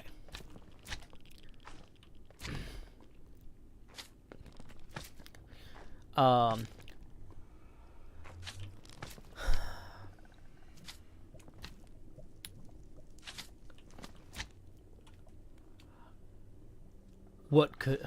Dang it, sorry, I'm like... it takes me a second sometimes to switch back into the reading mode. What could I do but bow acceptance? It was Mr. Hawkins. It was Mr. Hawkins' interest, not mine, and I had to think of him, not myself. And besides, while Count Dracula was speaking, there was that in his eyes and in his bearing which made me remember I was a prisoner, and that if I wished, I could have no choice. The Count saw his victory in my bow, and his mastery in the trouble of my face, for he began at once to use them, but in his own smooth, resistless way. I pray you, my good young friend, that you will not discourse of things other than business in your letters. It will doubtless please your friends to know that you are well, and that you look forward to getting home to them. Is it not so? As he spoke, he handed me 3 sheets of notepaper and 3 envelopes. They were all of the thinnest foreign post, and looking at them, then at him, and noticing his quiet smile with the sharp canine teeth lying over the red underlip, I understood as well as if he had spoken that I should be careful what I wrote, for he would be able to read it. So I determined to write only formal notes now, but to write fully to Mr. Hawkins in secret, and also to Mina, for to her I could write in shorthand, which would puzzle the Count if he did see it. When I had written my 2 letters, I sat quiet, reading a book, whilst the Count wrote several notes, referring as he wrote them to some books on his table. Then he took up my 2 and placed them with his own, put by his writing materials, after which, the instant the door had closed behind him, I leaned over and looked at the letters, which were face down on the table. I felt no compunction in doing so, for, under the circumstances, I felt I should protect myself in every way I could. One of his letters was directed to Samuel F. Billington, number 7, The Crescent, Whitby. Another to Herr Lieutenant Varna. The third was to Cutts & Co., London, and the 4th to Herren Klopstock and Bellruth, bankers, Budapest. The 2nd and 4th were unsealed. I was just about to look at them when I saw the door handle move. I sank back in my seat, having had just time to replace the letters as they had been, and to resume my book before the Count, holding still another letter in his hand, entered the room. He took up the letters on the table and stamped them carefully, and then, turning to me, said, I trust you will forgive me, but I have much work to do in private this evening. You will, I hope, find all things as you wish. At the door, he turned, and with a moment's pause, said, Let me advise you, my dear friend. Nay, let me warn you with all seriousness that should you leave these rooms, you will not by any chance go to sleep in any other part of the castle. It is old and has many memories, and there are bad dreams for those who sleep unwisely. Be warned. Should sleep now or ever overcome you, or be like to do, then haste to your own chamber, or to these rooms, for your rest will then be safe. But if you not be careful in this respect, then, He finished his speech in a gruesome way, for he motioned with his hands as if he were washing them. I quite understood. My only doubt was as to whether any dream could be more terrible than the unnatural, horrible net of gloom and mystery which seemed to be closing around me. So that's the end of that entry. Yeah, Stoker really knows how to build dread, says Nightshade Owl. You're right.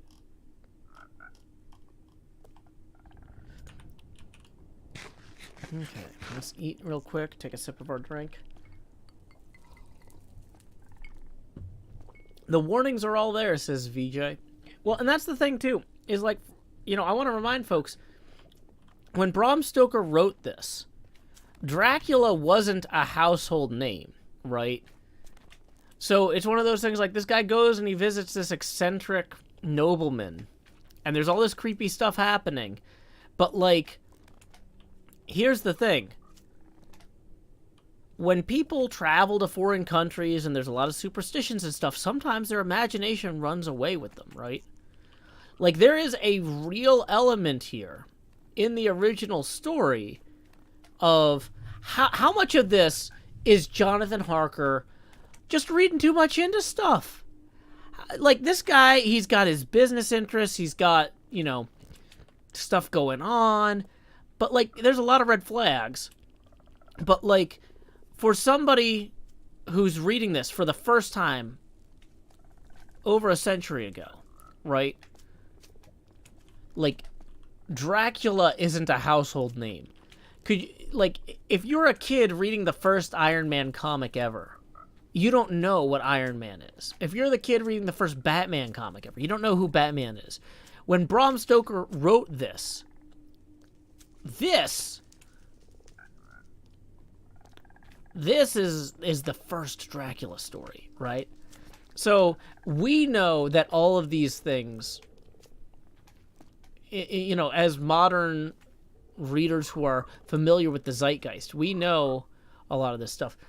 Byron Springhill says, even vampires weren't a standard household concept outside Romania and Hungary when Stoker wrote this. Yeah, see, that's what I'm saying, is like, there's a lot going on here where, you know, the British readers are like, okay, we have an unreliable narrator.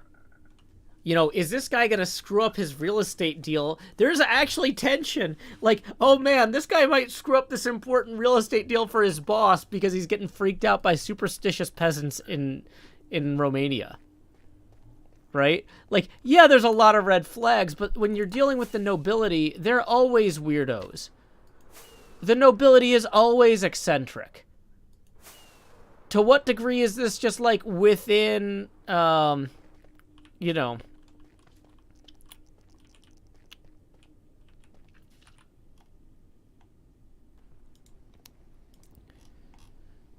To what degree is this within the normal parameters of weird Eastern European nobility, right?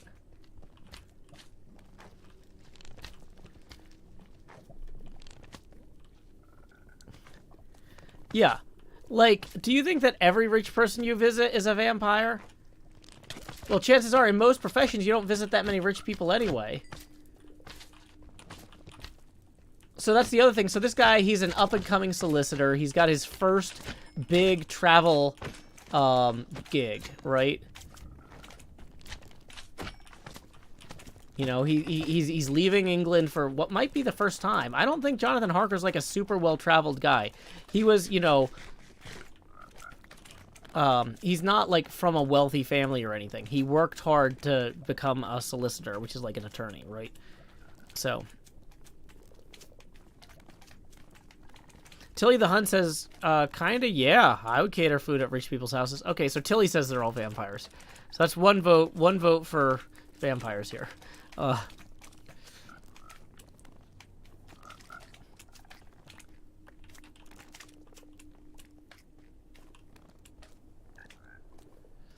So the other thing is, like, if all the peasants are this superstitious, Dracula being superstitious too, saying like, oh, only sleep in the rooms that are for sleeping, is also kind of like...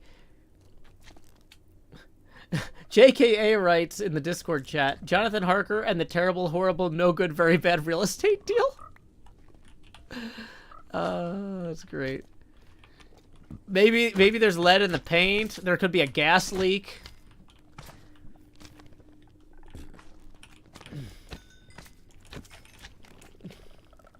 Yeah.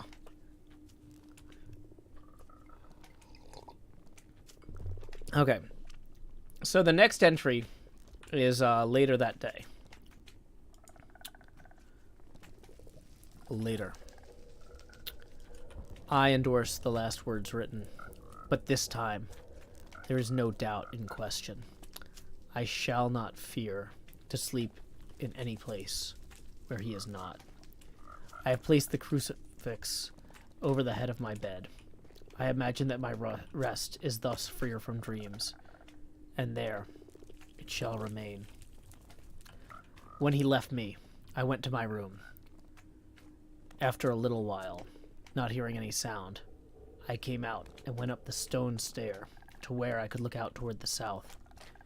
There was some sense of freedom in the vast expanse, inaccessible though it was to me, as compared with the narrow darkness of the courtyard.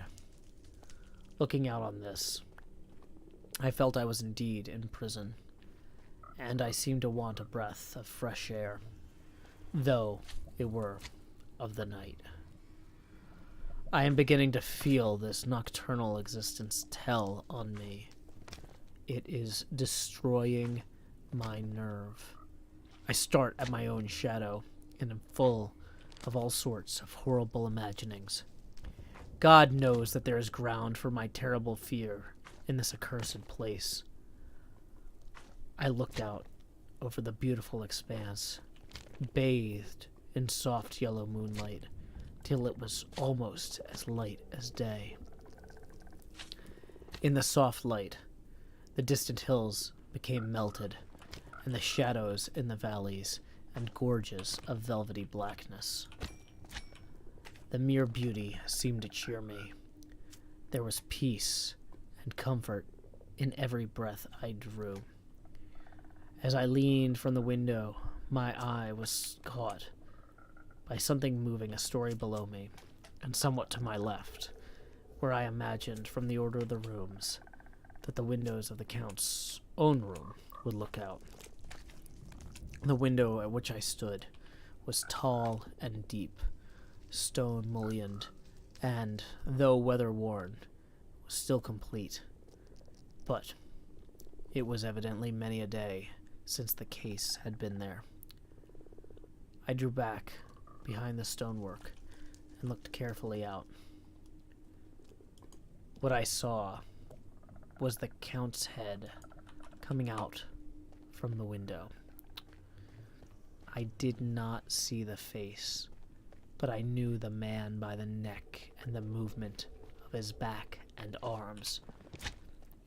In any case, I could not mistake the hands, which I had so many opportunities of studying. I was at first interested, and somewhat amused, for it is wonderful how small a matter will interest and amuse a man when he is a prisoner. But my very feelings changed to repulsion and terror when I saw the whole man slowly emerge from the window and begin to crawl down the castle wall over that dreadful abyss, face down with his cloak spreading out around him like great wings. At first, I could not believe my eyes.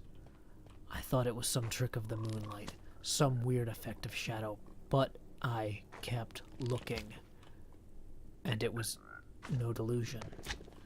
I saw the fingers and toes grasp the corners of the stones, worn clear of the mortar by the stress of years, and by thus using every projection and inequality, move downward with considerable speed, just as a lizard moves along a wall.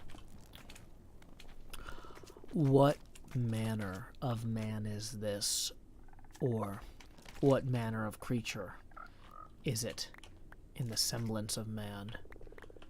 I feel the dread of this horrible place overpowering me. I am in fear, in awful fear, and there is no escape from me. I am encompassed about with terrors I dare not think of.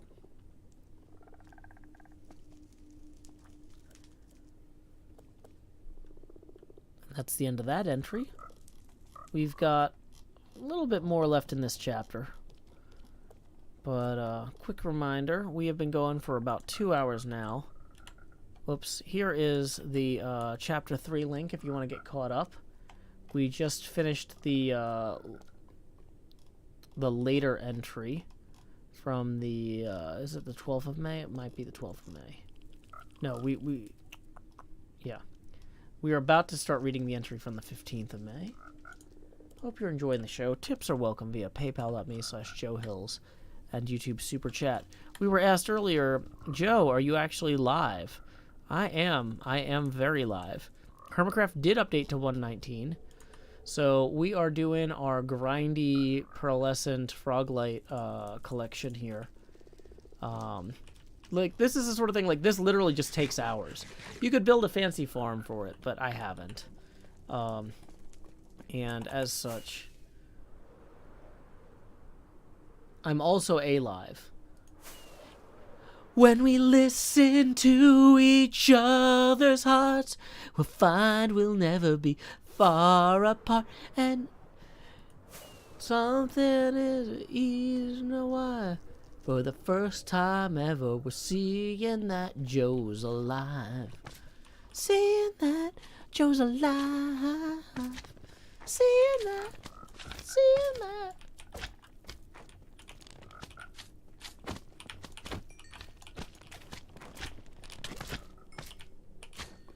Okay, so we're gonna have to not hit the frogs. That's crucial.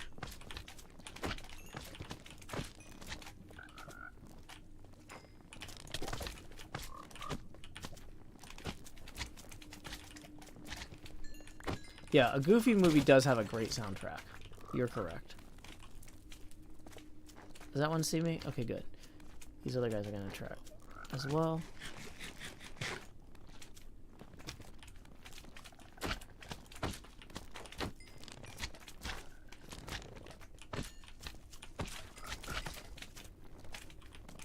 Okay.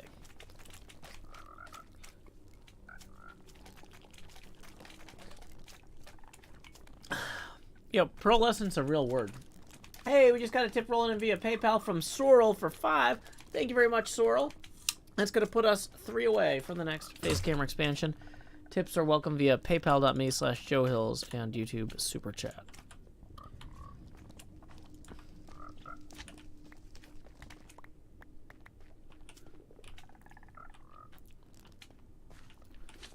Well, the traditional reason that vampires wouldn't have reflections was that mirrors were made with silver in them. But modern mirrors are aluminum, so in theory, a vampire would have a what do you call it? A reflection on a modern mirror. Just saying. Same thing, the cameras used to have silver mirrors inside of them. So the reason you couldn't photograph a vampire was because the mirror inside the camera wouldn't work because of the silver.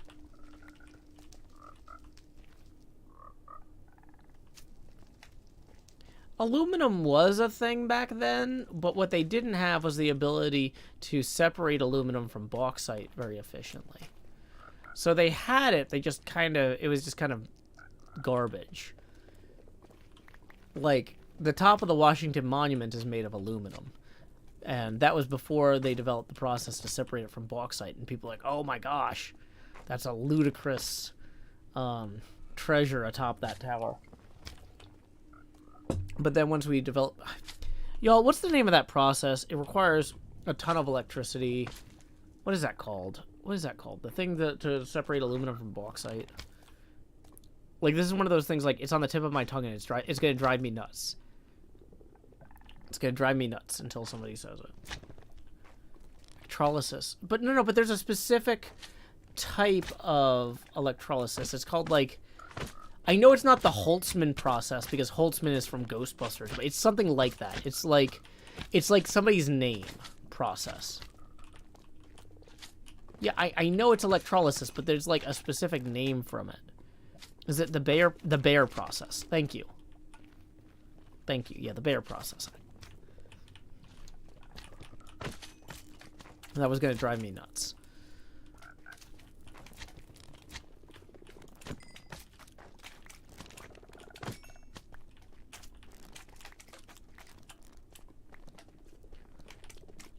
Okay. So we got 2.5 stacks of lights already. The bear process. Say when they used to make bears.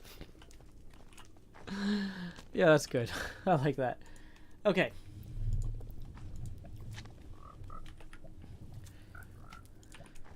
Hey, welcome, Surreal.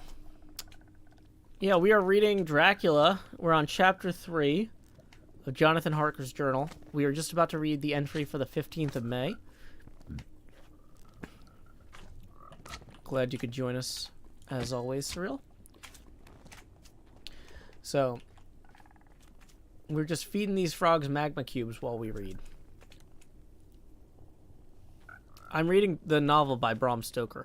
I didn't really know what Dracula Daily was until I started doing this. Y'all keep telling me about it now. No, but like, so the thing is, I just needed a book to read. And I was like, oh, I've been playing V Rising lately. Let me read a book about vampires. And then y'all are like, vampires are in the zeitgeist right now, Joe.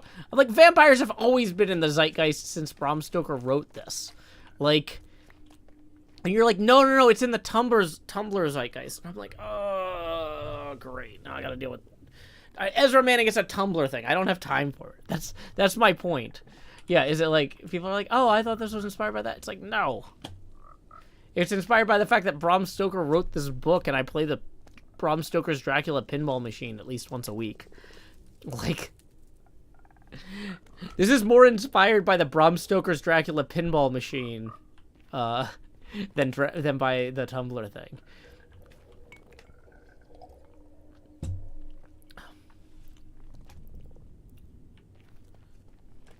If y'all can spell zeitgeist, you can Google zeitgeist.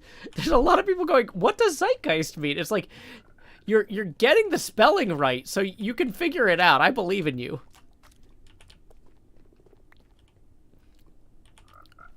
It's the ghost of the moment. But the moment was past and forgotten about.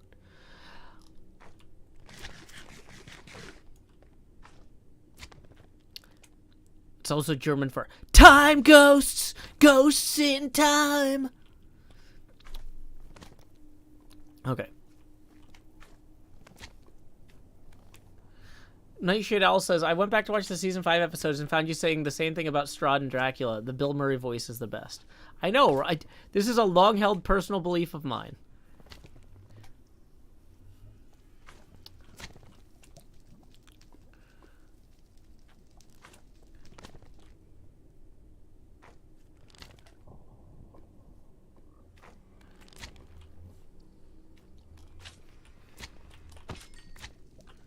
Okay.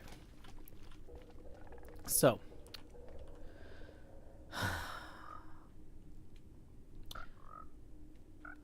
"15th of May. Once more have I seen the Count go out in his lizard fashion.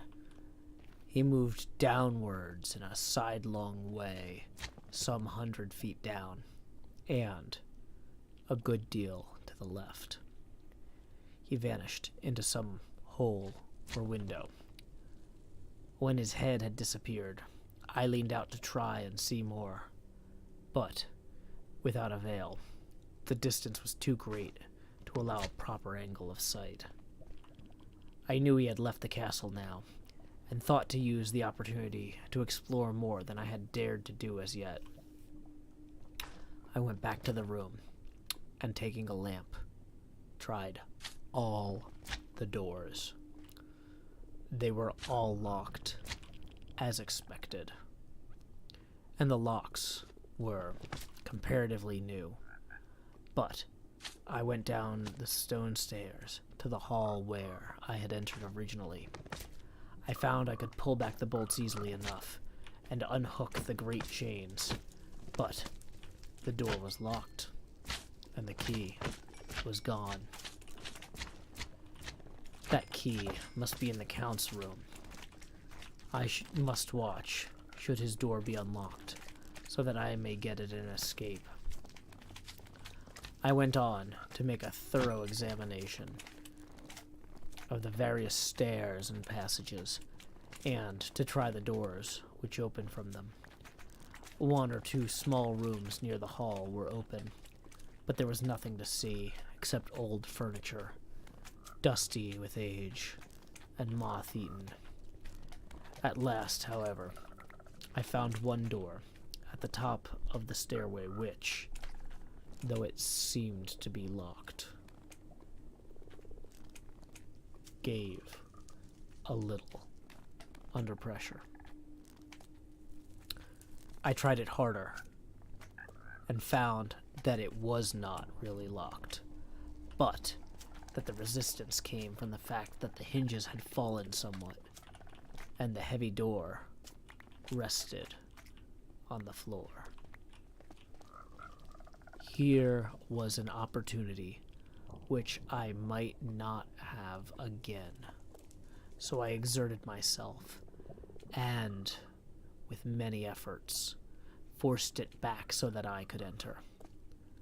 I was now in a wing of the castle, further to the right than the rooms I knew, and a story lower down. From the windows, I could see that the suite of rooms lying along to the south of the castle, the windows of the end room, looking out both west and south. On the latter side, as well as to the former, there was a great precipice. The castle was built on the corner of a great rock, so that on 3 sides it was quite impregnable, and the windows placed here where sling or bow or culverin could not reach, and consequently light and comfort impossible to a position which had to be guarded or secured. To the west was a great valley, and then, rising far away, great jagged mountain fastnesses, rising peak on peak, the sheer rock studded with mountain ash and thorn, whose roots clung in cracks and crevices and crannies of the stone. This was evidently the portion of the castle occupied by the ladies in bygone days, for the furniture had more air of comfort than any I had seen. The windows were curtainless, and the yellow moonlight flooding in through the diamond panes enabled one to see even colors, whilst it softened the wealth of dust which lay over all, and disguised in some measure the ravages of time and the moth. My lamp seemed to be of little effect in the brilliant moonlight, but I was glad to have it with me, for there was a dread loneliness in the place which chilled my heart and made my nerves tremble. Still, it was better than living alone in the rooms which I had come to hate from the presence of the Count, and after trying a little to cool my nerves, I found a soft quietude come to me. Here I am, sitting at a little oak table, where in old times possibly a fair lady sat to pen, with much thought and many blushes, her ill-spelt love letter, and writing in my diary in shorthand all that has happened since I closed it last. It is 19th century, up to date, with a vengeance. And yet, unless my senses deceive me, the old centuries had, and have, powers of their own, which mere modernity cannot kill. Welcome, Woundblah. We are reading Dracula aloud while we are feeding magma cubes to frogs. You know, Dracula climbs like a lizard on the castle walls. The Donatodo, Michael Leonardo, and Frogviel, you know, don't exactly have a castle here, but they do eat stuff. I mean, that's good. Basically, every Saturday night, I do some grindy stuff in Minecraft while I read a book aloud. And so we are on Chapter 3 of Bram Stoker's Dracula. I'm going to post a link there. Yeah, you get these frog lights when frogs eat the baby magma cubes. And this is the sort of thing that is mind-numbingly dull to do by hand. So, I do it by the axe. Like this. Hi. Come try to jump on me. But then I also, how am I playing Minecraft and reading at the same time? We have done a lot of experimentation with this. There is a big difference between what I can read and what I can, or there different tasks have different mental capacities. We tried running a concrete clicker while reading, and it's actually harder than the magma cube thing. The magma cube thing, I can completely just watch the magma cubes out of my periphery and occasionally click stuff and like occasionally tap walk backwards. But like the am I gonna sell the frog lights? Probably not. I'll just give them away to people who need them. I'm selling the tadpoles, and I'm making a killing on that, so I don't need the diamonds. But anyway, so we've been playing around the last few weeks with what kind of, like, pseudo-grindy tasks I can do while I read. And this is one of them, because 90% of it is walking slowly backwards and occasionally swinging an axe, right? But something where I have to be continuously clicking is very hard. Potion making is easy because you only have to click every time the potions reset. But the concrete mixer with the water, that was too much clicking continuously. It was a problem because I couldn't switch back and forth to scroll the book. So, yeah. So let's see. We are moving on to the, I think is the final entry of Chapter 3 here, which is later, the morning of 16th May. If you're reading along at home, you can scroll down to the final entry from Chapter 3 of Jonathan Harker's journal. Later, the morning of 16th May. Just another quick reminder before I jump in that tips are welcome via paypal.me/JoeHills and YouTube Super Chat.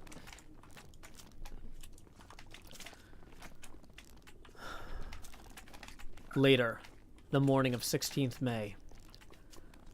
God preserve my sanity, for to this I am reduced. Safety and the assurance of safety are things of the past. Whilst I live on here, there is but one thing to hope for, that I not go mad. If indeed I be not mad already. If I be sane, then surely it is maddening to think of all the foul things that lurk in this hateful place. The Count is the least dreadful to me. That to him alone I can look for safety, even though this be only whilst I can serve his purpose. Great God, merciful God, let me be calm, for out of that way lies madness indeed. I begin to get new lights on certain things which have puzzled me. Up to now, I never quite knew what Shakespeare meant when he made Hamlet say, "My tablets! Quick, my tablets! 'Tis meet that I put it down!" etc. For now, feeling as though my own brain were unhinged, or as if the shock had come which must end in its undoing, I turned to my diary for repose. The habit of entering accurately must help soothe me. The Count's mysterious warning frightened me at the time. It frightens me more now when I think of it, for in future he has a fearful hold upon me. I shall fear to doubt what he may say. When I had written in my diary, and fortunately replaced the book and pen in my pocket, I felt sleepy. The Count's warning came into my mind, but I took a pleasure in disobeying it. The sense of sleep was upon me, and with it, the obstinacy which sleep brings as outrider. The soft moonlight soothed, and the wide expanse without gave a sense of freedom, which refreshed me. I determined not to return tonight to the gloom-haunted rooms, but to sleep here, where of old ladies had sat and sung and lived sweet lives, whilst their gentle breasts were sad for their menfolk away in the midst of remorseless wars. I drew a great couch out of its place near the corner, so that as I lay I could look at the lovely view to the east and south, and unthinking and uncaring for the dust, composed myself for sleep. I suppose I must have fallen asleep. I hope so, but I fear, for all that followed was startlingly real. So real that now, sitting here in the broad, full sunlight of the morning, I cannot in the least believe it was all sleep. Hey, thank you very much, real quick, to Hunter for tipping 1. That's going to put us 2 away from the next face camera expansion. No, I haven't tried Assuma's Mind Sweeper yet. Okay, sorry. Let's get back in. I was not alone. The room was the same. Unchanged in any way since I came into it. I could see along the floor, and the brilliant moonlight, my own footsteps marked where I had disturbed the long accumulation of dust. In the moonlight opposite me were 3 young women, ladies by their dress and manner. I thought at the time I must be dreaming when I saw them, for, though the moonlight was behind them, they threw no shadow on the floor. They came close to me and looked at me for some time, and then whispered together.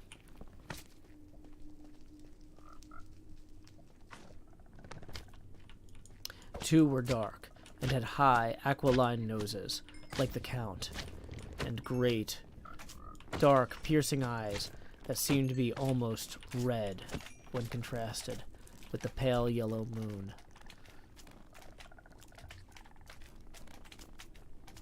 The other was fair as can be, with great wavy masses of golden hair and eyes like pale sapphires. I seemed somehow to know her face, and to know it in connection with some dreamy fear, but I could not recollect at that moment how or where. All 3 had brilliant white teeth that shone like pearls against the ruby of their voluptuous lips. There was something about them that made me uneasy, some longing, and at the same time, some deadly fear.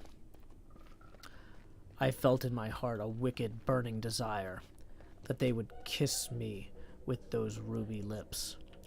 It is not good to note this down, lest someday it should meet Mina's eyes and cause her pain. But it is the truth. They whispered together, and then they all 3 laughed. Such a silvery, musical laugh, but as hard as though the sound could never have come through the softness of human lips. It was like the intolerable, tingling sweetness of water glasses when played on by a cunning hand. The fair girl shook her head coquettishly, and the other 2 urged her on. "Go on, you're the first, and we should follow. Yours is right to begin," the other added. "He is young and strong, and our kiss is for us all."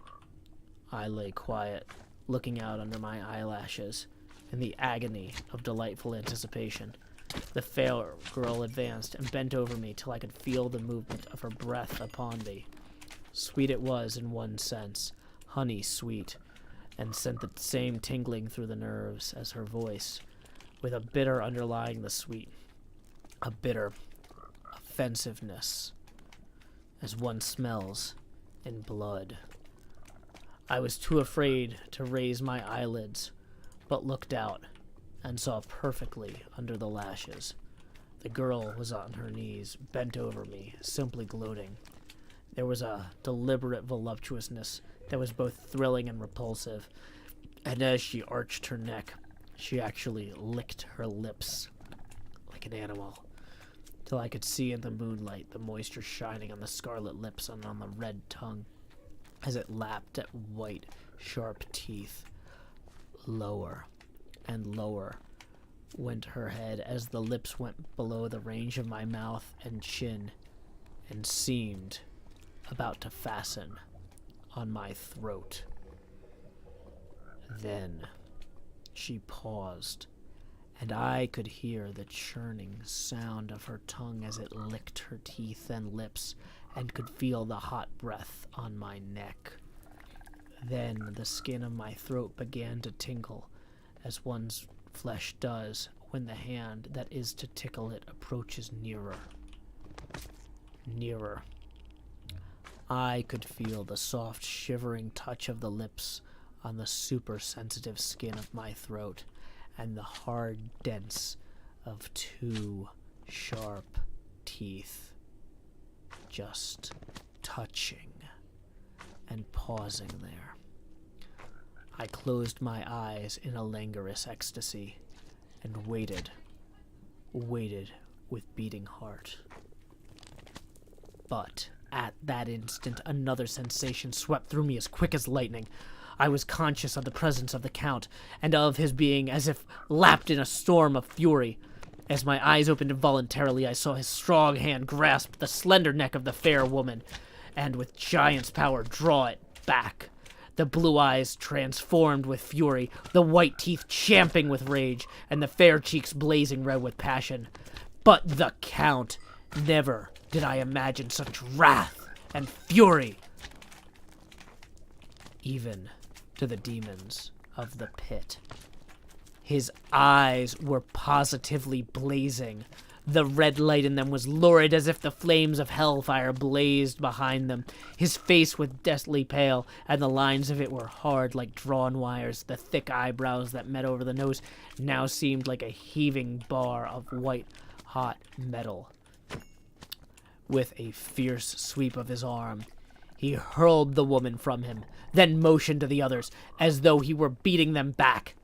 It was the same imperious gesture I had seen used to the wolves, in a voice which, though low and almost a whisper, seemed to cut through the air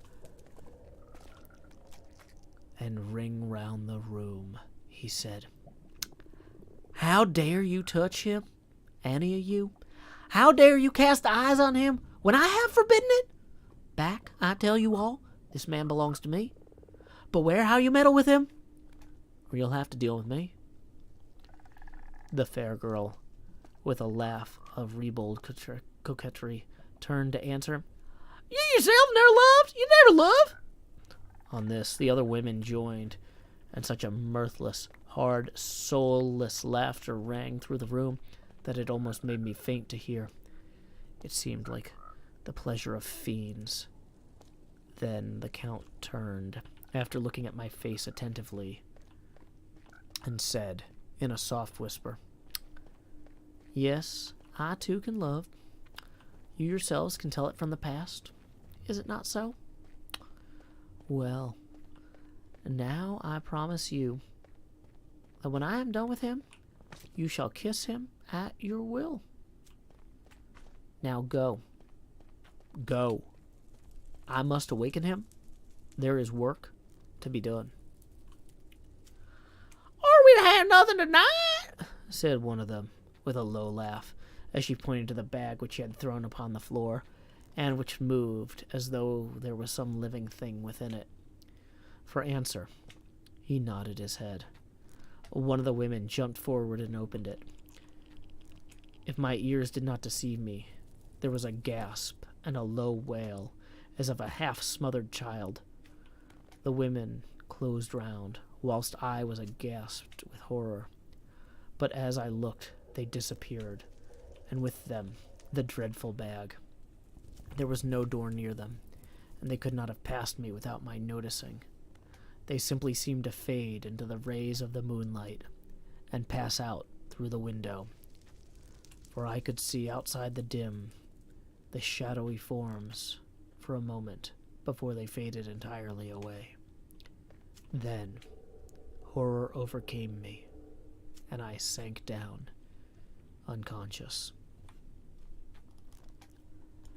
And that concludes Chapter 3 from Jonathan Harker's journal in Bram Stoker's Dracula. Chloe says, kidnapping is not very girl boss, not gonna lie. Now, in fairness, none of the girl bosses are kidnapping. Dracula allegedly did that. Elijah says, what an awesome chapter. Horrifyingly vivid. Saffron Bandit says, woo, encore. Thank you, Saffron Bandit. Sophia Light says, woo, thank you for the literature. Nightshade Owl says, woo, good chapter. Tilly the Hunt says, nice. Yeah. Glad y'all are enjoying this. Okay, you know what? I'm realizing that trying to lure one single baby back here is not going to be super... Wow, we've got 4 stacks already and change. during the course of this reading. That's not terrible. Yeah, Chapter 3 escalates quickly, Ezra Manning. You're not wrong.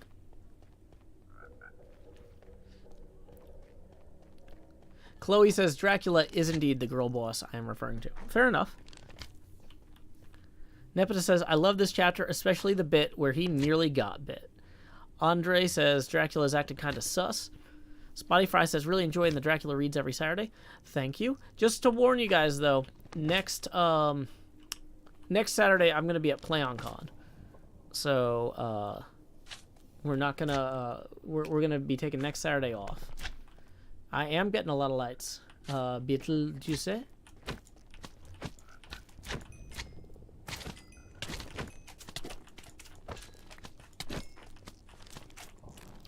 I'm shocked I haven't died yet while doing this. This is one of those things that, like, it's almost mindless, but not quite. I'm not doing a great job of keeping an eye on my food. Okay, so let's see. So here's the thing, is at this point we have the footage we technically need to finish the next episode. We recorded that at the beginning of the stream. I have enough energy to keep streaming, but I need to use that energy to try and get the next episode out the door. So, change the beacon to regen. That's not a bad suggestion, Tiger. Yeah, the frogs do like to take turns hanging out on top of the fence post there. It's fun. They're just palling around. Help me on Twitch and says, if I go back and listen to you reading the previous chapters, are they the previous 2 Saturdays? And do you usually start an hour in like today? I usually start half an hour to an hour in. Yeah, they would be the last 2 Saturday VODs.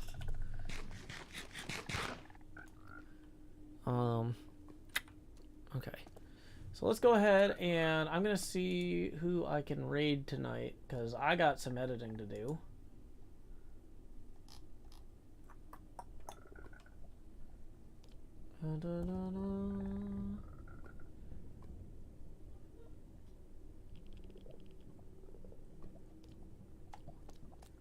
Okay. So here's somebody I was recommended, but I don't actually personally know them, so I can't fully vouch for them. This is an experimental raid, but I've heard good things about this person. I've not watched them before, but I'm going to be watching them now while I'm editing. So this will be a stream that I'm hanging out for a little while once we get there. They've got subscriber-only chat. Oh, okay. Well, that's going to make the raid real easy. But I was going to say, our raid message is, howdy, y'all. Joe Hill's raid here. But, I mean, don't worry about it. We're just going to go check out this guy, Anvil82. He's playing Torpedo Out Pinball, which is a 1988 Data East game. And when you get over there, say... Well, I guess you can't say it because it's subscriber only. If he turns off the subscriber only thing when he sees a raid, howdy y'all, Joe Hill's raid here. Anyway, until next time, y'all, this is Joe Hills from Nashville, Tennessee. Keep adventuring. Do-do-do-do.